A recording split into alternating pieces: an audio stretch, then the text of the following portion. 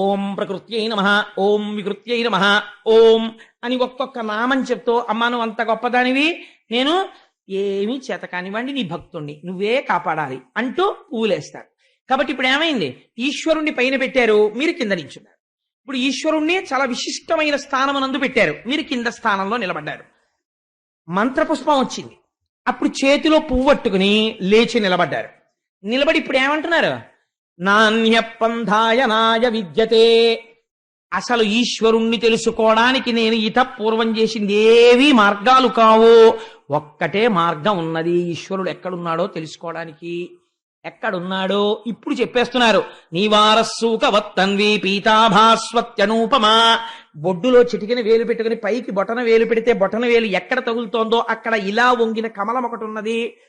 ఆ మధ్యలో ఒక అగ్నిహోత్రం వెలుగుతోంది, దాని మధ్యలో మళ్ళీ ఒక చిన్న బిందు ఉంది, దాని వేడి పైకి కిందకి పక్కలకి కొడుతోంది. అదే ఊర్ధమూలమధశాయి, అది 98.64 ఎంత ఉంది కదా ఫారెన్హీట్ డిగ్రీస్. అది ఈ టెంపరేచర్ ని కంట్రోల్ చేస్తోంది, బాడీని రేడియేట్ చేస్తోంది. చల్లగా ఉంటే వేడిని గ్రహిస్తోంది, వేడిగా ఉంటే నీళ్లు పుచ్చుకుంటోంది. అది లోపల వేడిని కల్పిస్తోంది, తేజస్సుని కల్పిస్తోంది. ఇటువంటి అసలు ఆ తేజస్సుకి ఆ జ్యోతికి పేరు లేదు. కానీ స బ్రహ్మస్స శివస్స హరిశ్చేంద్ర స్వక్షర పరమస్వరాట్, నీ ఇష్టం ఏ పేరు పెట్టి పిలువ అది పలుకుతుంది, అదో విచిత్రం. అది ఇక్కడే ఉంది కాబట్టి నేను అక్కడ తిరగడం ఏంటి, ఇక్కడే తిరుగుతాను అని నీ చుట్టూ నువ్వు తిరిగి ఆత్మ ప్రదక్షిణం అంటున్నావు. ఇప్పుడు పూజ ఎక్కడ పూర్తయింది, ద్వైతముతో మొదలుపెట్టి అక్కడ ఉన్నాడని చెప్పి ఈశ్వరుడు ఇక్కడున్నాడని అంగీకరించడంతో పూజ పూర్తవుతోంది. కాబట్టి ఇప్పుడు ఇక్కడే ఉన్నటువంటి ఈ ఈశ్వరుడు పాలకొండ. నీకు అశాంతి ఎందుకున్నది, పాలకొండ నువ్వై ఉంటే అంటే పాలకొండని విడిచిపెట్టి నువ్వు లోకము చుట్టూ తిరుగుతున్నావు. మనశ్శాంతి ఎక్కడి నుంచి వస్తుంది, ఏది శాంతినిస్తుందో దాన్ని పట్టుకుంటే శాంతినిస్తుంది. నీకు చాలా ఎండగా ఉందండి అన్నాడు ఒక ఆయన. చాలా ఎండగా ఉందండి అని చెప్పి చొక్కా ఇప్పేసి బనీ నిప్పేసి టోపీ తీసేసి మంచి నడినెత్తి మీద సూర్యుడు ఉండగా రోడ్డు మీదకి వెళ్ళి నిలబడ్డాడు. కూర్చుని అబ్బా ఏమిటండి ఎండ తల పగిలిపోతోంది అంటున్నాడు. అదేమిటయా ఎండగా ఉంది తల పగిలిపోతోందని రోడ్డు మీద కూర్చున్నా, ఎందుకు ఇంట్లోకి వెళ్ళి కూర్చో అన్నాడు అనుకోండి ఒక ఆయన. అదేమిటండి ఇంట్లో కూర్చుంటేనే చల్లగా ఉంటుందా అంటే, ఇంట్లో కూర్చుంటేనే చల్లగా ఉంటుంది, రోడ్డు మీద కూర్చుంటే చల్లగా ఎందుకు ఉంటుంది? నీకు చల్లగా ఉండాలి అని అనుకుంటే ఇంట్లో ఉండాలి. నీ మనస్సు శాంతిగా ఉండాలి అంటే శాంతికరమైన పదార్థాన్ని నువ్వు పట్టుకోవాలి. ఎక్కడున్నది అది, ఇక్కడే ఉన్నది. ఇక్కడది పట్టుకోవడానికి బయట తిరిగితే దొరుకుతుందా, లోపలికి వెళ్ళాలి. బయటికి వెళ్ళడం తెలుసు, లోపలికి వెళ్ళడం మనకి తెలియదు. అది కూడా ఇవి తెరిచి బయట తిరుగుతావు, ఇవి తెరిచి బయట వింటావు, ఇవి తెరిచి బయటకు పీలుస్తావు, ఇది తెరిచి బయటకు తింటావు, ఇది తెరిచి బయటకు మాట్లాడతావు. ఈ లోపలికి వెళ్ళడం అసలు ఎప్పుడు ప్రయత్నమే చేయలేదు. ఇది చెయ్యడం క్షీరసాగర మథనం. ఇప్పుడు మందర పర్వతం కావాలి. మహాభారతంలో కనపడినట్టు ఒక భయంకరమైనటువంటి విశ్వరూపంతో కనపడి నేనే కాలస్వరూపుడనై భీష్మంచ ద్రోణంచ జయద్రథంచ అంటాడే, నేను భీష్ముణ్ణి ద్రోణుణ్ణి అందరినీ తినేస్తున్నానని అటువంటి భయంకరమైనటువంటి కాలస్వరూపంతో కనపడి ఒక సమ్మోహనాస్త్రం వేసి రాక్షసులు మూర్ఛపోయేటట్టు చేసేసి దేవతలకు అమృతం పంచిపెట్టి వెళ్ళిపోకూడదా? మోహిని స్వరూపాన్ని ఎందుకు తీసుకోవాలి? ఇది క్షీరసాగర మథనంలో మీరు వేసుకోవలసినటువంటి ప్రశ్న. ఎందుకు మోహిని అవతారం ఎత్తాడంటే ఆయన ఎక్కడ ఇలాంటి కలహాలు క్రోధము ఉంటాయో దాని పక్కన అక్క చెల్లెలు ఉంటుంది. ఏమిటో తెలుసా అండి, కామము. కామము అంటే కోరికే, వాడికి ఇవ్వకుండా మనం తాగేద్దామన్నదే కామము.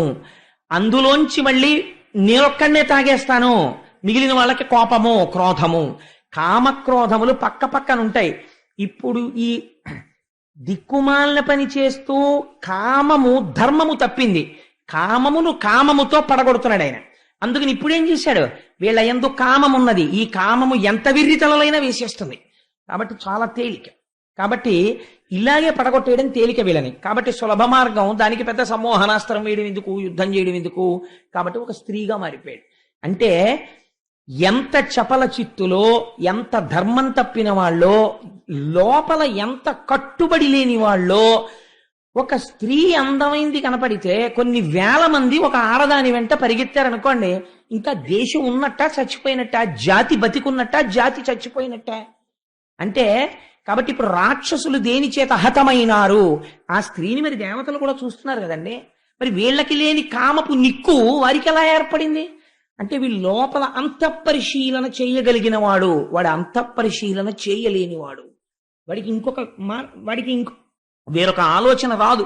కాబట్టి వెంటనే ఆయన ఏమైపోయారు అంటే, మెత్తని ఎడుగుల మెరుగారు జానువు అరటి కంబంబులతో అయిన తొడలు ఘనమగు జగనంబు కడులేత నడుమును పల్లవారుణ కాంతి పాణియుగము కడుదొడ్డ పాలిండ్లు కంపు కంఠంబును బింబాధరము చంద్రబింబముఖము తెలిగన్ను గవయును అలికుంతలంబులు బాలేందు సందిభ పాలతలము అమర కుండల కేయూరహార కంకనాదు లేపార మంజీరనాదమొప్ప నల్ల నవ్వుల పద్మదలాక్షుడ సురపతుల నడగింపనాడు రూపంబు దాల్చి మోహిని రూపాన్ని స్వామి స్వీకరించారు. ఎంత చిత్రమైన రూపం అంటే, బాలచంద్రుడు ఎలా ఉంటాడో అటువంటి నుదురు, నల్లటి కేశపాశం, పిరుదుల వరకు వేలాడుతున్నటువంటి జడ, మంచి పట్టుపుట్టం, సన్నటి నడుము, ఎర్రటి పాదాలు. పురుషుల యొక్క మనస్సుని ఎటువంటి పురుషులు కామమోహితులై స్త్రీ కనపడేటప్పటికీ వెంటనే అదుపు తప్పిపోగలగనంత బలహీనంగా మనస్సుని తయారు చేసుకున్నటువంటి వారిని పడగొట్టగలిగిన రూపమును పొందాడు. ఎందుకంటే ఎవరిని పడితే వాళ్ళని అలా అనడానికి వీల్లేదు. అందరూ అలాంటి వాళ్ళు అయితే దేవతలు ఎందుకు వెళ్ళలేదు? కాబట్టి స్త్రీని చూడగానే అటువంటి పరవశాన్ని పొందేవాళ్ళెవరో వాడే రాక్షసుడు. కాబట్టి ఇప్పుడు మీకు పరోక్షమైన తీర్పేది. ఒక ట్రైన్లో వెళ్ళిపోతూ ఓ కిటికీ పక్కన సీట్లో ఓ ఆడపిల్ల కనపడితే, నేను బీటెక్ చదువుకుంటున్నాను, నేను ఎంబీబీఎస్ చదువుకుంటున్నాను, లేకపోతే నేను ఎంఎస్సి చదువుకుంటున్నాను, లేకపోతే నేను ఒక గవర్నమెంట్ ఆఫీసులో జాబ్ చేస్తున్నాను అని కూడా లేకుండా తన సంస్కారము మరిచిపోయి గుటకలు వేస్తూ ఆడపిల్ల వంక చూసి మురిసిపోయే పిచ్చి వాడు ఎవడున్నాడో వాడే రాక్షసుడు. తన సమస్త సంస్కారమును ఒక స్త్రీని చూస్తే మరిచిపోతావా? ఏమాశ్చర్యం అది నిజంగా. అంటే నువ్వు ఎంత బలహీనమైన సంస్కారం ఉన్నవాడివి. కాబట్టి ఇప్పుడు ఏమైంది, మోహినిని చూస్తే వాళ్ళకి స్పృహ తప్పిపోయింది. వాళ్ళు వెంటనే అమృతపాత్ర పట్టుకున్న వాళ్ళు పట్టుకుని ఇప్పుడు దీని మీద మనసు లేదు వీళ్ళకి, ఇంతకన్నా తుచ్చకామములకు జారిపోయారు. వాళ్ళకి వీళ్ళకి చెందవలసిన అమృతపాత్రని చేత్తో పట్టుకున్నారు. ఇప్పుడు ఇది ఎలా తాగుదావురా అంటలేదు. ఇంత కలహము ఆగిపోయింది, ఇంత దెబ్బలాట ఆగిపోయింది. ఎక్కడి వాళ్ళక్కడే నిలబడిపోయారు. ఇప్పుడు వాళ్ళ మనసులో కోరిక ఏమిటో తెలుసా అండి? మనం ఎవరం ఎంత బాగా మాట్లాడి ఈమెని వశం చేసుకోగలం. ఇప్పుడు శాశ్వతంగా బతికుండడం కూడా వాళ్ళకి అక్కర్లేదు, ముసలితనం రాకుండా ఉండడం కూడా వాళ్ళకి అక్కర్లేదు. ఈ అమృత దేవలత్తలు పట్టుకెళ్ళిపోయినా వాళ్ళకేం బాధలేదు. వాళ్ళకి ఆ స్త్రీ లొంగితే చాలు. కానీ మళ్ళీ ఇప్పుడు గమ్మత్తు ఏమిటో తెలుసా అండి? చాలా మంది ఉన్నారు రాక్షసులు. కాబట్టి ఎవడికి వాడే ఆ స్త్రీని వశం చేసుకోవాలని కోరిక. ఒకడి మించి ఒకడు చాలా మంచి వాళ్ళ మాట్లాడతాడు, ఒకడిని మించి ఒకడు చాలా గొప్పగా మాట్లాడతాడు. ఎందుకు ఈ అవస్థలన్నీ? ఎందుకు అలా నిన్ను నువ్వు పొగుడుకోవడం అంటే, అవతల వారు ప్రీతి చెందాలని ప్రయత్నించడం. అందుకే ఉచ్చైశ్రవాన్ని ఇంద్రుడకు ఇయ్యలేదు భగవానుడు. ఉచ్చైశ్రవం అంటే ఏమిటో తెలుసా అండి? అదుపు తప్పిన ఇంద్రియాలు. గుర్రం అంటే కీర్తి కండూతి. ఏది చేసినా నన్ను ఎవరైనా మెచ్చుకుంటారా అనో తాపత్రయం. మెచ్చుకోవడం ఎందుకు? విహితం నువ్వు చెయ్యాలని చేస్తున్నావు.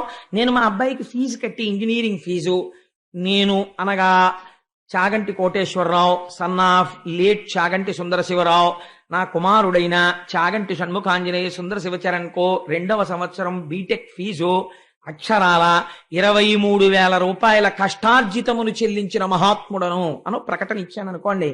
చూసి వెంటనే మీరు ఏమంటారు? వీడు ఏంటన్నా ఇంత విర్రాడు, వాడి కొడుకు వాడు ఫీజు కట్టుకుంటే ఏంటి పేపర్లో వేసుకున్నాడు ఏంటంటారు కదా. నా కొడుక్కి నేను ఫీజు కట్టుకోవడం అది పెద్ద విశేషం అండి.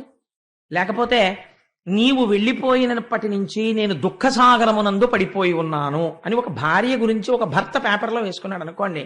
How silly it is. అది పేపర్లో ఎందుకంటే మా ఆవిడ పోయిందని నేను ఏడుస్తున్నానని పేపర్లో వేస్తావా? అది కూడా అక్కడ మళ్ళీ కింద పేరేసి నీ డిగ్రీయా, నువ్వు ఎందులో ఉద్యోగం చేస్తున్నావో, నీ పోస్టా, నువ్వు పెళ్ళం పోయిందని ఏడవడానికి నీ క్వాలిఫికేషన్కి సంబంధం ఏమిటి? అంటే అక్కడ కూడా కీర్తి కండూతి, లేకపోతే తన ఫోటో ఎందుకంటే అక్కడ. అంటే ఎంత పైశాచికంగా ఉంటుందో చూడండి కీర్తి కండూతి. ఏడిచేవాడు ఏడవాలంతే.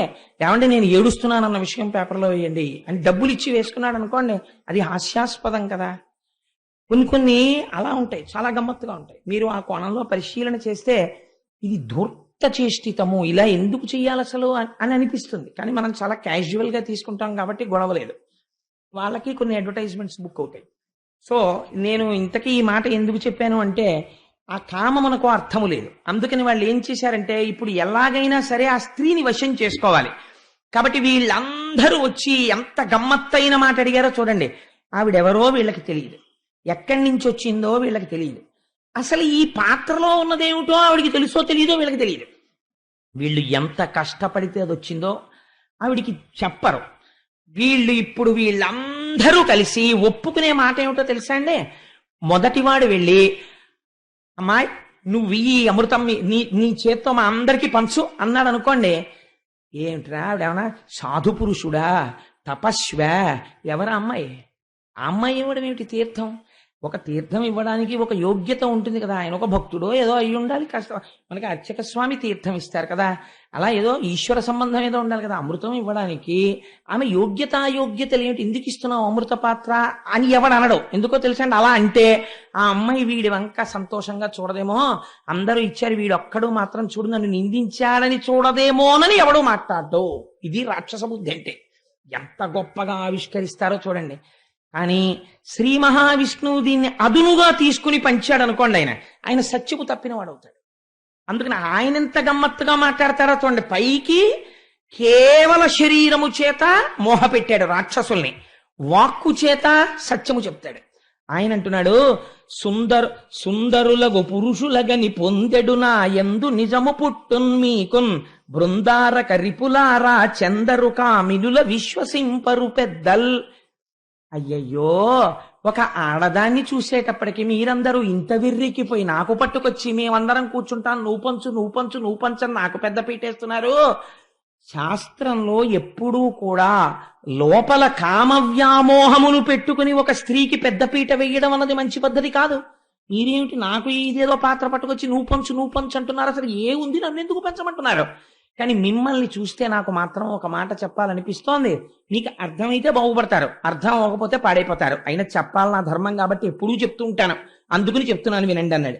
అని పలుకులు మధురసధారలు తలపులు నానా ప్రకార దావానలముల్ చెలుములు సాలవృకములు చెలువులన ముటలు వేద సిద్ధాంతములే. తన ధర్మపత్ని యందు అనురాగం ఉండడం ఎప్పుడూ దోషం కాదు. కానీ కనబడిన ప్రతి స్త్రీ యందు అర్థము లేనటువంటి ఒక భావన పెంచుకోవడం ఎంత ప్రమాదకరం అంటే, పలుకులు మధురసధారలు, మీరు ఎలా నన్ను వశం చేసుకుందాం అనుకుంటున్నారో ఒక స్త్రీ కూడా అలాగే మోసగత్తెగా వచ్చి ఉంటే, మరి అలాగేగా వచ్చారు ఇప్పుడు మోహిని రూపం, అలా వచ్చి ఉంటే మీరు చాలా ఇందులో ఒక పెద్ద కాన్సెప్ట్, ఒక డాక్ట్రిన్ ప్రతిపాదిస్తున్నారు ఆయన. నన్ను మోసం చేశాడండి ఆయన అంటారు. తప్ప ఆ మాట. ఆయన మోసం చేయలేదు, నువ్వు మోసపడ్డావు. కారణం ఏంటో తెలుసా అండి? నీ పక్కవాడు ఎందుకు మోసపోలేదు? నేను మీకు ఒక ఉదాహరణ చెప్తాను. చిన్నతనంలో నేను ఒకసారి రేషన్ షాపుకి క్యూలో నించున్నాను పంచదార కోసం. నించుంటే నాతో పాటుగా నా స్నేహితులు ఇంకొక 3-4 వచ్చి క్యూలో నించున్నారు. ఏదో రేషన్కి వెళ్దామంటే 4 పిల్లలం కలిసి వెళ్ళేవాళ్ళం సరదాగాను. నించుంటే అందరం చేతిలో 100 రూపాయల కాగితాలు పుచ్చుకున్నాం. పుచ్చుకుంటే ఒక ఆయన వచ్చి అన్నాడు, అదేంటి నీ చేతిలో 100 రూపాయల నోటు అలా ఉంది, కొత్త రకం నోట్లు వచ్చాయా ఏది అన్నాడు. అంటే వాడు అన్నాడు, ఆయన చూసి, ఏం కొత్తది కాదు నేను ఇవ్వనన్నాడు. రెండో వాడిని, ఏది బాబు నీది ఇయ్యమ్మా ఒకసారి అన్నాడు. నేను ఇవ్వనన్నాడు.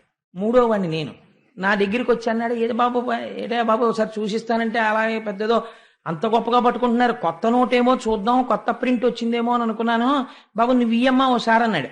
నేను 100 రూపాయల కాగితం ఇచ్చాను. వాడు వెంటనే అది విప్పి ఇలా చూసి, ఆహా కొత్త నోటే అప్పుడు ఇప్పటికి తెలిపాడు. అంతే. నేను ఏంటి ఇలా వెళ్ళిపోతున్నాడు అని ఆలోచించే లోపల వాడు వెళ్ళిపోయాడు.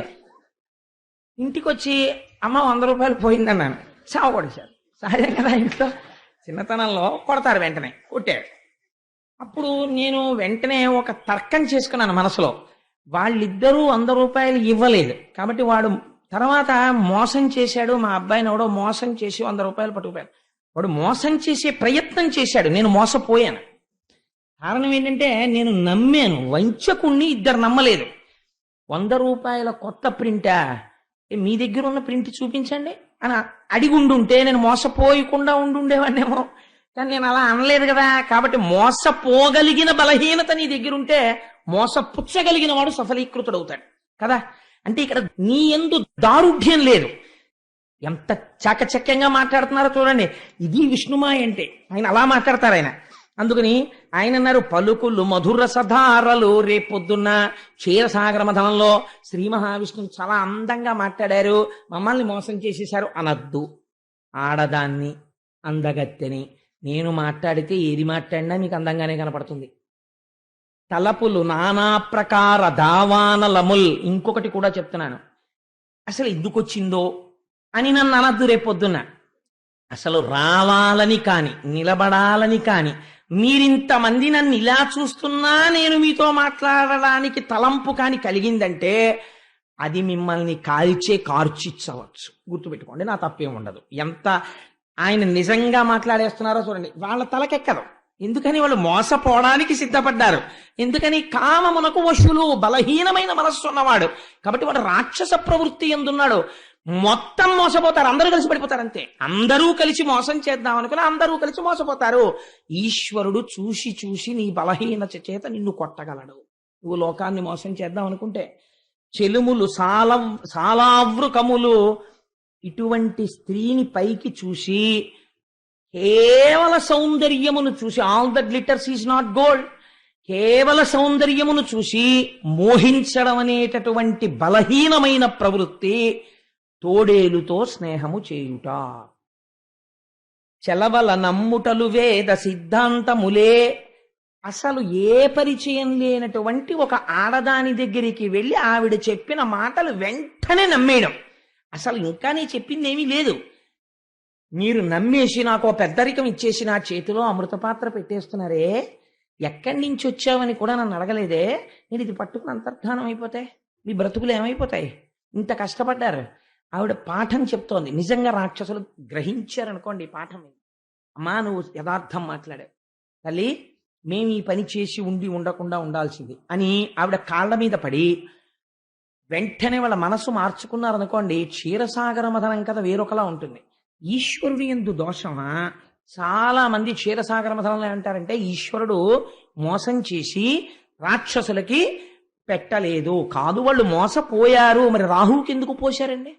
రాహువు వచ్చి కూర్చుంటే తెలుసు శ్రీ మహావిష్ణువుకి, రాక్షసుడు కూర్చున్నాడని తెలిసి కూడా పోశారు. ఎందుకు పోశారు మీకు చెప్తాను, ధర్మం కాసేపాగి. అందుచేత ఈ మాటలు చెప్పారు. చెప్తే వాళ్ళు అన్నారు, అలా కాదు, ఇందులో ఎవరికి వాళ్ళకి బలహీనత ఏమిటి? పోతన గారు బట్టబయలు చేసి చెప్పారు. ఇందులో ఇప్పుడు ఎవడైనా ఒకడు కొద్దిగా నిజమే, ఆ అమ్మాయి ఎవరయా, ఆ అమ్మాయికి ఇవ్వడం ఏంటి? అమృత పాత్ర బుద్ధుందా లేదా? ఏం మనలో పెద్దవాడు లేడా? వాడికి ఇవ్వండి అన్నాడు అనుకోండి. వాణ్ణి ప్రసన్నంగా చూడదేమో, మిగిలిన వాళ్ళనే ప్రసన్నంగా చూస్తుందేమో, తను దూరం అయిపోతానేమో అని. అబ్బలేవారే, అలా ఎందుకు చేస్తారండి బాబు, మిమ్మల్ని చూస్తే తెలియట్లేదు, మీ అంత మంచివారు లేరంటాడు అని. నువ్వే పంచాలన్నారు. అందుకేగా నేను వచ్చింది కూడా. మోసపోతే నేనేం చేస్తా? సరే ఇవ్వండి, అది పుచ్చుకుని అమృతం కదయా, అలా ఎలా తాగుతారు? స్నానం చేసి చక్కగా ఆచమనం చేసి రాక్షసులందరూ ఇలా కూర్చోండి, దేవతలందరూ ఇలా కూర్చోండి, పోసేస్తానండి. అంటే వీళ్ళు ఏమనుకున్నారంటే, అలా ఎందుకు కూర్చోవాలి, తాగేవాడు తినేవాడు కలిసే కూర్చోవచ్చు కదా అని ఎవ్వడూ అడగలేదండి. అది విచిత్రం.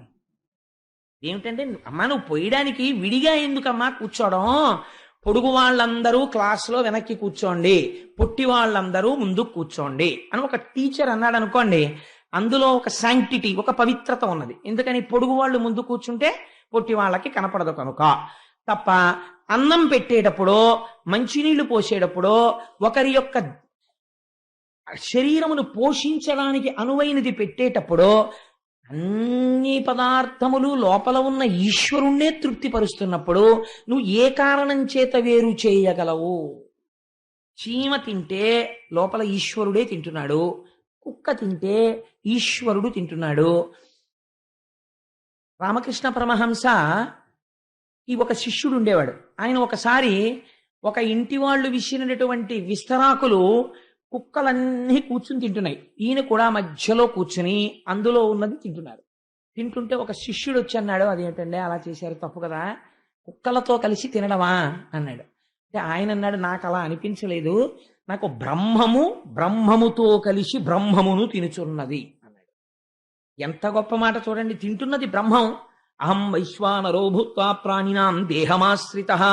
ఈ లోపల అగ్నిహోత్రం ఉండి అది తింటోంది. ఆకలి వేసిన కుక్క తింటున్నప్పుడు లోపల వైశ్వానరుడు తింటున్నాడు. ఆకలి వేసిన పిల్లి తాగుతున్నప్పుడు వైశ్వానరుడు తాగుతున్నాడు. ఒక పిల్లి ఆకలితో మ్యావ్ మ్యావ్ మ్యావ్ అన్నాళ్ళు వెళ్ళి తిరిగి మీ ఇంటికి వచ్చి అక్కడ ఉన్న చిన్న గిన్నెలో పాలు పిల్లి తాగుతోంది అనుకోండి, నేనంటాను ఈశ్వరుడు యజ్ఞభాగమును స్వీకరించాడు. ఆ రోజు మీరు యజ్ఞము చేసి సోమయాజి అయ్యారు. మీరు ఆ రోజున నా పేరు కోటేశ్వర సోమయాజి అని నేను చెప్పుకోవచ్చు. ఎందుకనంటే ఈశ్వరుడు వచ్చి తాగాడు. నేను అలా చూడగలిగితే, నాకు పిల్లే కనపడింది అనుకోండి, దాన్ని ఒక్క దెబ్బ కొట్టాను అనుకోండి, ఏడుస్తూ వెళ్ళిపోతుంది. కానీ అజ్ఞానం ఉన్నటువంటి పిల్లిలో కూడా ఆకలిగా ఉండి పాలు తాగుతున్నవాడెవరు? ఈశ్వరుడే. అందుకని సర్వత్ర సమదర్శయ, అంతటా సమదర్శనం చేస్తాడు పండితుడు. భేదం చూస్తాడు అజ్ఞాని. కాబట్టి ఇప్పుడు ఏమవుతోంది, కూర్చునేటప్పుడు రాక్షసులు ఇటు కూర్చోండి, దేవతలు ఇటు కూర్చోండి. నా పలుకులు మోసపుచ్చేవిగా ఉంటాయి, నా తలపులు దావానలంగా ఉంటాయి, జాగ్రత్త అని చెప్పారు ఆయన. విన్నారా? వీళ్ళు అడిగిన వాడు లేడు. రాక్షసులందరూ ఇటు కూర్చున్నారు, దేవతలందరూ ఇటు కూర్చున్నారు. ఆవిడ ఏం చేసిందో తెలుసా అండి? నేను సభాముఖంగా ఈ మాట చెప్పకపోతే క్షీరసాగర మథనాన్ని నేను పూర్తిగా చెప్పిన వాడను కాను. అందుకని నేను చెప్తున్నాను. కానీ చెప్పేటప్పుడు నా మనస్సు పరమ పవిత్రమైనటువంటి స్థానంతో, స్థితితో చెప్తోంది. అది మీరు గమనించండి. దేవతలు ఇటు, రాక్షసులు ఇటు కూర్చున్నారనుకోండి, ఒకరికొకరు అభిముఖంగా ఉంటారు కదా. ఉన్నప్పుడు వీళ్ళు స్నానం చేసి వచ్చారు, వీళ్ళు స్నానం చేసి వచ్చారు, వీళ్ళు ఆచమనం చేశారు, వీళ్ళు ఆచమనం చేశారు, కూర్చున్నారు. నేనే మోహిని అనుకోండి, కాసేపు నేను దేవతల వైపుకి తిరిగి పోస్తున్నాను అనుకోండి, నా శరీరము వెనక భాగం పృష్ఠభాగం కదా రాక్షసులకు కనపడుతుంది. ఇటువైపు ఇద్దరికి పోసి ఆవిడ ఏం చేశారో తెలుసా అండి? ఇటు తిరిగి, నేను ఇంకంతకన్నా వాక్కు వాళ్లేని, మీరు భాగవతం చదువుకోండి, శరీరములో ఉన్నటువంటి అవయవములు కొంచెము ప్రకటముగా కనపడేటట్టు రాక్షసుల వైపు నిలబడేది. వాళ్ళు దానికి చాలా తృప్తి పడిపోయేవారు. ఆవిడ పమిట సర్దుకుని ఇటు తిరిగి వీళ్ళకి అమృతం పోసేది, మళ్ళీ అటు తిరిగేది. వీళ్లలో ఎవ్వడూ ఎందుకు మాట్లాడలేదంటే వీళ్ళకి అమృతం మీద దృష్టి లేదు, ఆవిడ అంగాంగముల యందు దృష్టి ఉంది. ఇదే పతనానికి కారణం. పురుషుడు ఎందుకు పతనం అవుతాడు అంటే అమృతాన్ని పోగొట్టుకుంటున్నాడు, తన మరణమును తాను కొని తెచ్చుకుంటున్నాడు. ఆవిడ చేసిన ఒకే ఒక పని ఇదే. వాడికున్న కామ బలహీనత చేత మొత్తము జాతిని గెలిచినది. అప్పటికీ ఇప్పటికీ అంతే. లోకం అంతా నశించిపోతోంది. ఎందుకు నశించిపోతుంది? కామమునకు నువ్వు ఆ బలహీనత పెంచేసుకుంటున్నావు కనుక. నీ మనస్సు భావన అంతేనండి మార్పు. వెంటనే నువ్వు పార్వతీదేవిని చూశావనుకో, పాదములు ఒక్కటే చూస్తావు చాలు. మా అమ్మ పాదములు అన్న భావనతో నువ్వు చూస్తే అంతే, నువ్వు పరిశుద్ధుడు అయిపోయి అమృతం వచ్చేస్తుంది చేతులకు, నువ్వు దేవత అయిపోతావు అంతే. ఈ భావన యందు తేడా. దేవతలకి ఇది అక్కర్లేదు. ఈ బాహ్యమైన శరీరమునందు వారికి కోరిక లేదు, వారికి అమృతపానము చెయ్యాలని కోరిక. వాళ్ళ వైపు పవిత్రంగా కనపడుతుంది, వీళ్ల వైపు మోహజనకముగా కనపడుతుంది. ఇలా పోసుకుంటూ వెళ్ళిపోతోంది. ఎవడికి వాడికే ఓ కోరికుంది. ఉదయం ఇలా పోసుకుంటూ వెళ్ళిపోతోంది, నిన్ను రూపులు ఇచ్చేటప్పుడు చూడండి గోపాలకృష్ణ గారు అక్కడి నుంచి వెనక వైపు కూడా ఇవ్వండి అన్నారు. ముందు వాళ్ళకి అందిపోతాయేమో అని. అంటే నిర్వహించేవాడి తాపత్రయం అలా ఉంటుంది, అందరికీ అందాలని. అందుకని ఆ మాట ఆయన అనగలిగారు. అంటే ఆయన యందు అందరికీ అందాలన్న పూజ్య భావన ఉన్నది, ఆయన దేవత అయి నిలబడ్డాడు కాబట్టి. కానీ కామన పెరిగిపోయింది అనుకోండి, ఒరే అటువైపే పోస్తోంది కానీ ఇటువైపు ఒకడికి పోయట్లేదు, ఈ దేవతల చివరి వరకు వెళ్ళిపోయిన తర్వాత లొల్లి అని తిప్పేస్తే ఏం చేస్తాం అని కడుపులో ఉంది. కానీ ఈ మాట అంటే నా వంక ప్రసన్నంగా చూడదేమో అని భయం ఎవడికి వాడికి. అందుకని వాడు మాట్లాడడం. ఇదే చెప్పారు పోతన గారు. కాబట్టి ఏం చేశారు వీళ్ళు అడగరు. ఆవిడ దేవతలకి పోసుకుంటూ వెళ్ళిపోతుంది. వెళ్ళిపోతుంటే రాహు అన్నవాడు ఒక్కడు చూశాడు, రాక్షసుడు. చూసి ఈవిడ మనల్ని మోసం చేస్తోంది, కాబట్టి మనం ఏం చెయ్యాలి? దేవతల్లోకి వెళ్ళి కూర్చోడమే. కాబట్టి ఏం చేద్దాం? ఇటువైపు కూర్చున్నంతసేపు మనకు అమృతం దక్కదు. కాబట్టి మనం ఎటు కూర్చోవాలి? అటు కూర్చోవాలి. నువ్వు ఎటు కూర్చుంటావన్నది నీ మనస్సును బట్టి ఉంటుంది. కాయిన్కి, నాణ్యానికి రెండు వైపులా ఉన్నట్టే నువ్వు దేవతగా కూర్చుంటే అమృతం పోస్తుంది, నువ్వు రాక్షసుడిగా కూర్చుంటే మృత్యు వస్తుంది. కాబట్టి ఏమైంది? ఆయన వెళ్ళి అటు కూర్చున్నాడు. కానీ ప్రవృత్తి చేత రాక్షస ప్రవృత్తి. దేవతలలో కూర్చున్నాడు. కూర్చుంటే చాలా గమ్మత్తైన విషయం జరిగింది. ఈవిడ ఇటు పోస్తోంది, ఇటు తిరుగుతోంది, ఇటు పోస్తోంది, ఇటు తిరుగుతోంది. వీడు మోహిస్తున్నాడు, వాడు అమృతం పొందుతున్నాడు. ఈవిడ రాహువు దగ్గరికి వచ్చింది. వచ్చేటప్పటికి ఆవిడికి ఈ పక్కన కూర్చున్న వాళ్ళిద్దరు రాహువుకి ఇటు సూర్యచంద్రులు కూర్చున్నారు. వాళ్ళిద్దరికీ అమృతం పోస్తున్నప్పుడు వాళ్ళు అన్నారు వాడికి పొయ్యకూడదు రాక్షసుడని చెప్పారు. ఇలా అనగానే సూర్యుడు అన్నాడు, చంద్రుడు ఉన్నాడు. సూర్యుడికి పోసిన తర్వాత చంద్రుడు దగ్గరికి వెళ్ళింది. చంద్రుడికి పోయిగానే ఆయన అన్నాడు వాడు ఇక్కడ కూర్చున్నాడు అన్నాడు. కనిపెట్టాడు శ్రీమన్నారాయణ. రాహు వచ్చి కూర్చున్నాడు ఇక్కడని. ఎంత గమ్మత్తుగా ఉంటుందో చూడండి ధర్మం. అమరవ్రాతములోన జొచ్చి దివిజుండై రాహు పీయూష పానము సేయంగని చంద్రభాస్కరులు సన్నల్సేయ నారాయణుండమరారాతి శిరంబు చక్రహతి దుర్మాడెన్ సుధాసిక్తమై అమరత్వంబును చెందె మూర్ధము తదన్యాంగంబు నెలంపడం. అమృతం పొయ్యవలసి వచ్చినప్పుడు వెంటనే ఆయన మోహింప చెయ్యాలంటే ఓ మాట అనొచ్చు. అదేమిటో ఇటు కూర్చున్నావు అటు కూర్చో అందనుకోండి. ఇప్పుడు రాహు ఏం చేయాలి? రాక్షసులందరూ ఈవిడిని సపోర్ట్ చేస్తారు కదా, ఈవిడి దగ్గర ప్రసన్నత కావాలి. అవునవును మావాడే అటు కూర్చున్నాడు వేరే విటొచ్చాయి అంటారు ఆవిడ దగ్గర మెహర్బానీ కోసం. కానీ ఎంత ధర్మం పాటించారో తెలుసా అండి? భోజనం చేసేటప్పుడు కానీ మనం ఏదైనా పానీయం తీసుకునేటప్పుడు కానీ మీ ఇష్టాయిష్టములను చూడరాదు. ఒక పంక్తి మీ ఇంట్లో జరుగుతోంది అనుకోండి, ఎంత గొప్ప అతిథి కానివ్వండి, మీకు ఎంత కావలసిన వాడు కానివ్వండి, అయ్యా నేను కొంచెం తొందరగా వెళ్ళిపోవాలండి భోజనం చేసి, నా ట్రైన్ టైం అయిపోతుంది, నాకు ఎక్కడో అక్కడ పెట్టించేద్దరు అన్నాడు అనుకోండి, పొరపాటున కూడా ఒకరి దగ్గరికి వెళ్ళి అయ్యా మీరు నెక్స్ట్ పంక్తిలో తిందురు కానీ కొంచెం ఆయన వెళ్ళిపోవాలట, ఆయన్ని కూర్చోనివ్వండి అని అనరాదు. ఇందువల్ల రాక్షసుడైన అమృతం పోశాడు తప్ప పంక్తి మించి లేపకూడదు. అది పరమదోషం అన్నింటికన్నా. మహాపాపమేమి పంక్తిలో కూర్చున్న వాళ్ళని ఏ భేదము చెప్పి కూడా, ఎంత బలవత్తరమైన కారణము మీరు చెప్పి కూడా, పంక్తి యందు ఒకసారి కూర్చుంటే వారికి నేను పొయ్యనని కాని తినకూడదని కాని నేను వడ్డించనని కాని మీరు అనడానికి వీల్లేదు. ఈశ్వర స్వరూపం అంతే.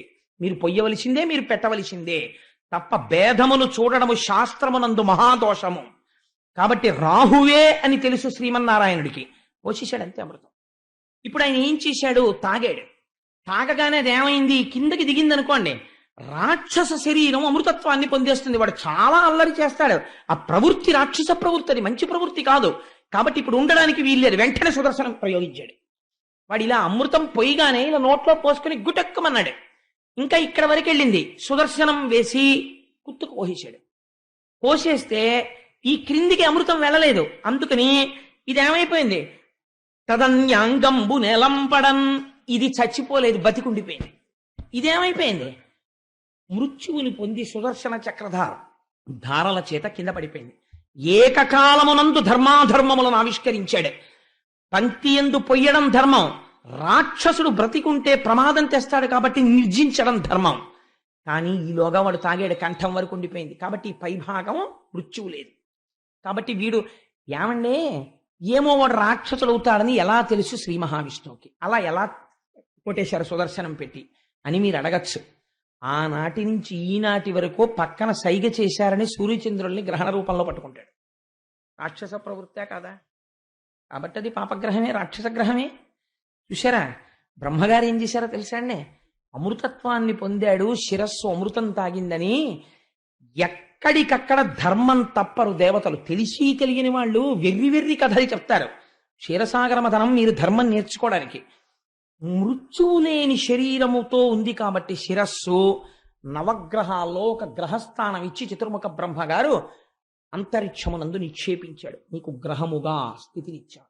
కానీ రాక్షస ప్రవృత్తితో అది నడిస్తే ఎవరు మాత్రం ఏం చేయగలరు? ఒక బుధుడు ఎలా ప్రవర్తించాడో, శుక్రుడు ఎలా ప్రవర్తించాడో, రాహువు కూడా అలా ప్రవర్తించవచ్చు కదా. అందుచేత ఆ గ్రహము అలా ఉండిపోయింది రాహుగ్రహమై. ఆనాడు కనుసైగ చేసినందుకు గాను సూర్యచంద్రుల్ని ఇప్పటికీ గ్రహణ రూపంలో పట్టుకుంటూ ఉంటాడు సుమా అని మనకి ఈ సిద్ధాంతాన్ని ఆవిష్కరించి, తదనంతరమునందు వరుసగా దేవతలకి అమృతం పోసేసి అటువైపు చివరికి ఇటువైపుకి రాక్షసుల వైపుకి తిరిగి కుండ తిప్పి చూపించి అన్నాడు. ఆయన ఏమీ మాట్లాడలేదు, తను మాట్లాడవలసింది మాట్లాడేశాడు. ఆశ్చర్యం ఏమిటో తెలుసా అండి, ఒక్కడు మోహిని అడగలేదు. మరి వాళ్ళందరికీ ఎందుకు పోసావు, ఒకడికి అటు ఒకడికి ఇటు పోయొచ్చు కదా నువ్వు అని. అప్పుడు అడిగినా సరే ఆవిడ ప్రసన్నంగా చూడదేమో అని బెంగ వీళ్ళకి. అమృతం పోయిందిరా అని బాధ లేదు, ఆవిడ ఇంకా చూడదేమో అని బెంగే వీళ్ళకి. అందుకని వాళ్ళు దేవతలతో యుద్ధం మొదలెట్టారు. ఒరే వాళ్ళు అమృతం తాగేశారు, ఇంకా వాళ్ళతో యుద్ధం ఎందుకు, వాళ్ళు చచ్చిపోతారా, వాళ్ళు చావరు, కాబట్టి మనమే చచ్చిపోతాం. ఇంగిత జ్ఞానం ఉందా? కామాద్భవతి సమ్మోహ, సమ్మోహా స్మృతి విభ్రమ, స్మృతిర్భ్రంశాత్ బుద్ధినాశో, బుద్ధినాశాత్ ప్రణశ్యతి. ఎలా నశించిపోతున్నారో చూడండి, ఇదే చెప్పేశాడు గీతాచార్యుడు. కాబట్టి ఏమైంది, దేవతలతో యుద్ధం చేశారు. మోహిని స్వరూపం ఏమైంది, అంతర్ధానం అయిపోయింది. ఎక్కడి నుంచి వచ్చిందని కానీ ఎక్కడికి వెళ్ళిపోయిందని కానీ అడిగిన వాళ్ళు లేడు. ఎంత చిత్రంగా ఉంటుందో చూడండి. ఇది క్షీరసాగర మథనమయ్యా, దేవతలు అమృతం పొందారు. సరే, ఇద్దరు కొట్టుకోవడానికి ఏముంది, కొట్టుకున్నారు. చాలా రోజులు యుద్ధం జరిగింది. అందులో నముచి అని ఒకడు బయలుదేరాడు. వాడు దేవేంద్రుడితో బ్రహ్మాండమైన యుద్ధం చేస్తున్నాడు. చేస్తుంటే దేవేంద్రుడు వాడి పరాక్రమం చూసి ఆశ్చర్యపోయి వీడు ఎలా చనిపోతాడు అని అడిగాడు. అడిగితే తడిలేని పొడిలేని వస్తువుతో చచ్చిపోతానని వాడు వరం అడిగారయ్యా, అందుకని తడి పొడి కాని వస్తువుతో కొట్టన్నారు. తడి పొడి కాని వస్తువు ప్రపంచంలో ఎక్కడ ఉంటుందండి, ఇదే రాక్షస బుద్ధి అంటే. వాడు అన్ని అలాంటి మడతపేచి వరాలే అడుగుతారు వాళ్ళు. ఉంటే తడిగాన్నా ఉంటుంది, లేకపోతే పొడిగాన్నా ఉంటుంది. తడిగాను లేకుండా పొడిగాను లేకుండా ఉంటుందా ప్రపంచంలో ఏదైనా? కానీ ఎంత మృత్యు రాకుండా చూసుకుందాం అనుకున్నా వచ్చి తీరుతుంది ఏదో రూపంలో. Every law has its own exception. కాబట్టి ఏమవుతుంది, ఈశ్వరుడు దారి వెతికేస్తాడంతే. కాబట్టి ఏది అన్నిటికన్నా శ్రేయస్కరమో, సత్యం ఒప్పేసుకుంటే గొడవ ఎక్కడుంది, ఇది వెళ్ళిపోతుంది. ఇది నేను కాదు, ఇది వెళ్ళిపోతుంది. లోపల ఉన్నది నేను, అది ఎప్పుడు వెళ్ళదు అన్నారనుకోండి, ఎంత హాయి. సత్యాన్ని పట్టుకోవచ్చు, అసత్యాన్ని పట్టుకుని ఎంతకాలం ప్రాకులాడతారు. కాబట్టి వీడు తడిది కాకూడదు, పొడిది కాకూడదు, అలాంటిదైతే చచ్చిపోతానన్నాడు. ఇంద్రుడికి చెప్పేశారు, తడి పొడి దాంతో దాంతో కొట్టేయన్నారు. ఆయన ఒక్క క్షణం ఆలోచించాడు. తడిగాను కనపడాలి, తడికాందై ఉండాలి, పొడిగాను ఉండాలి, కానీ తడి ఉండాలి. ఏమిటని ఆలోచించాడు. సముద్రం మీద నురుగులోకి తీసుకెళ్లి వజ్రాయుధాన్ని అటు ఇటు అప్పుడల్లా తిప్పాడు. నురుగు తడా అంటే పొడి, ఎందుకంటే నీళ్ళల్లా లేదు. పొడా పుట్టుకుంటే తడి, కాబట్టి తడా పొడా ఏమో, తడి కాదు పొడి కాదు.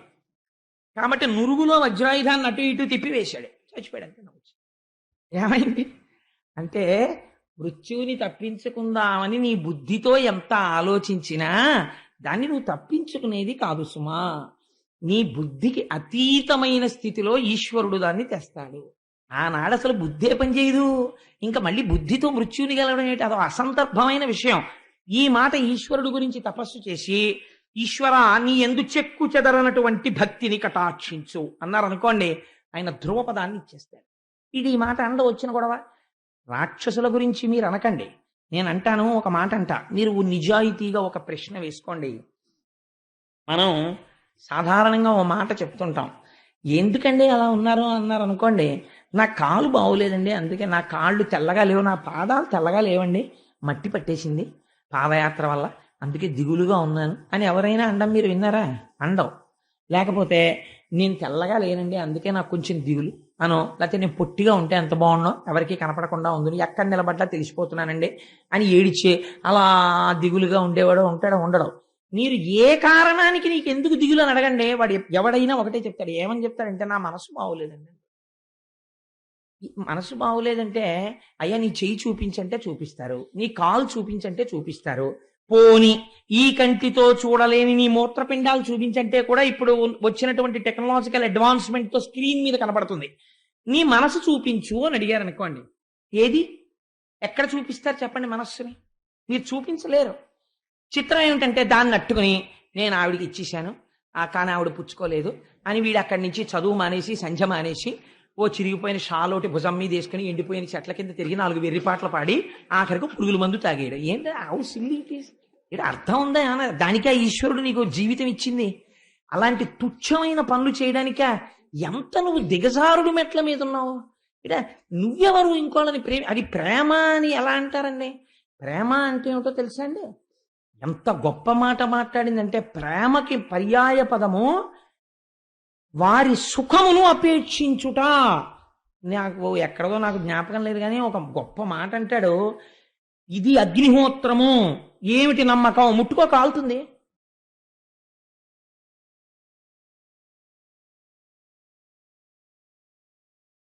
ఇది నీరు, ఏమిటి నమ్మకం? ముట్టుకో చేయి తడుస్తుంది. ఇది గాలి, ఏమిటి నమ్మకం? నీకు తగిలితే హాయిగా ఉంటుంది. ఇది ప్రేమ, ఏమిటి నమ్మకం? క్షమించగలుగుట. ప్రేమించినదే నిజమైతే మన్నించుటయే రుజువు కదా. అలా గొప్ప మాట, ఎంత గొప్ప మాట వాడారండి. కానీ తను ప్రేమించేయడం ఏమిటి? ఆవిడేమో అదేమిటంటే బాబాయ్ నేను చదువుకోవడానికి వచ్చానంటే నువ్వు గొడ్డళ్ళట్టుకుని కత్తులట్టుకుని నువ్వు తిరగడం, యాసిల్ బాటిల్ చెట్టుకుని ఏంటంటే ప్రేమ. నువ్వు చాలా అన్యాయమైన మాట మాట్లాడుతున్నావు. అది ప్రేమ కాదది, అది రాక్షస కాముకత్వము. నువ్వెవరు అలా మాట్లాడడానికి అసలు? అంటే ఇవాళ ఒక తప్పు స్థాయిలో ఎక్కడ ఏ మాట వాడబడకూడదో ఆ మాట వాడబడినది. ఒక మాట తప్పుగా వాడితే జాతి మొత్తం వక్రీకరణ అయిపోతుంది. ఇవాళ ప్రేమ అన్న మాట ఎక్కడ వాడబడకూడదో అక్కడ వాడబడుతోంది. ఈ దౌర్భాగ్యపు పనికి ఎవడు కర్త? సినిమాలకి డైలాగులు రాసిన దౌర్భాగ్యులు. వాడు రాశాడు ఇది మొట్టమొదట. ఒక మాటని, ఒక పరమ పవిత్రమైన మాటని పట్టుకొచ్చి యజ్ఞములో వెలుగుతున్న అగ్నిహోత్రాన్ని తీసుకొచ్చి శవం మీద పెట్టాడు. ప్రేమ అన్న మాట ఎక్కడ వాడాలో తీసేసి ఒక దౌర్భాగ్యమైన చోట తీసుకెళ్లి ఈ మాట పెట్టాడు. అది నిజమనుకుని తరతరాలు నాశనం అయిపోతున్నాయి. తల్లిదండ్రులు పెంచి పోషించుకున్న ఎందరో పిల్లలు నశించిపోతున్నారు. పెద్దలకి భయం వచ్చేస్తోంది. కాలేజీకి పంపించడానికి భయం, బస్సులు ఎక్కించడానికి భయం. అది యువతరము యొక్క దోషము కాదు. మీరు మంచి మాట చెప్పండి, వినడానికి వాళ్ళు సిద్ధంగా ఉంటారు. 1,000,000 మంది వివేకానందులు అవుతారు. చెప్పేవాడి ఎందు దోషం. వాడికి అసలు ఆ మాట తప్పురా, నువ్వు ఆ మాట వాడడానికి వీల్లేదు. అది ప్రేమ కాదు, కాముకత. కాముకత ఉన్నవాడు రాక్షసుడని క్షీరసాగర మదనం చెప్పు. వాడికి ప్రేమ అంటే ఏమిటో తెలుస్తుంది. అసలు ఆ మాటే వాడడు. నీకు తెల్లవారు లేస్తే నీ ఇష్టం వచ్చినట్టు మాటల్ని ఎక్కడ వాడకూడదో అక్కడ వాడతావా? దానివల్ల ఎంత ప్రమాదం జరుగుతోంది జాతికి. నీకు గుర్తింపు లేదా?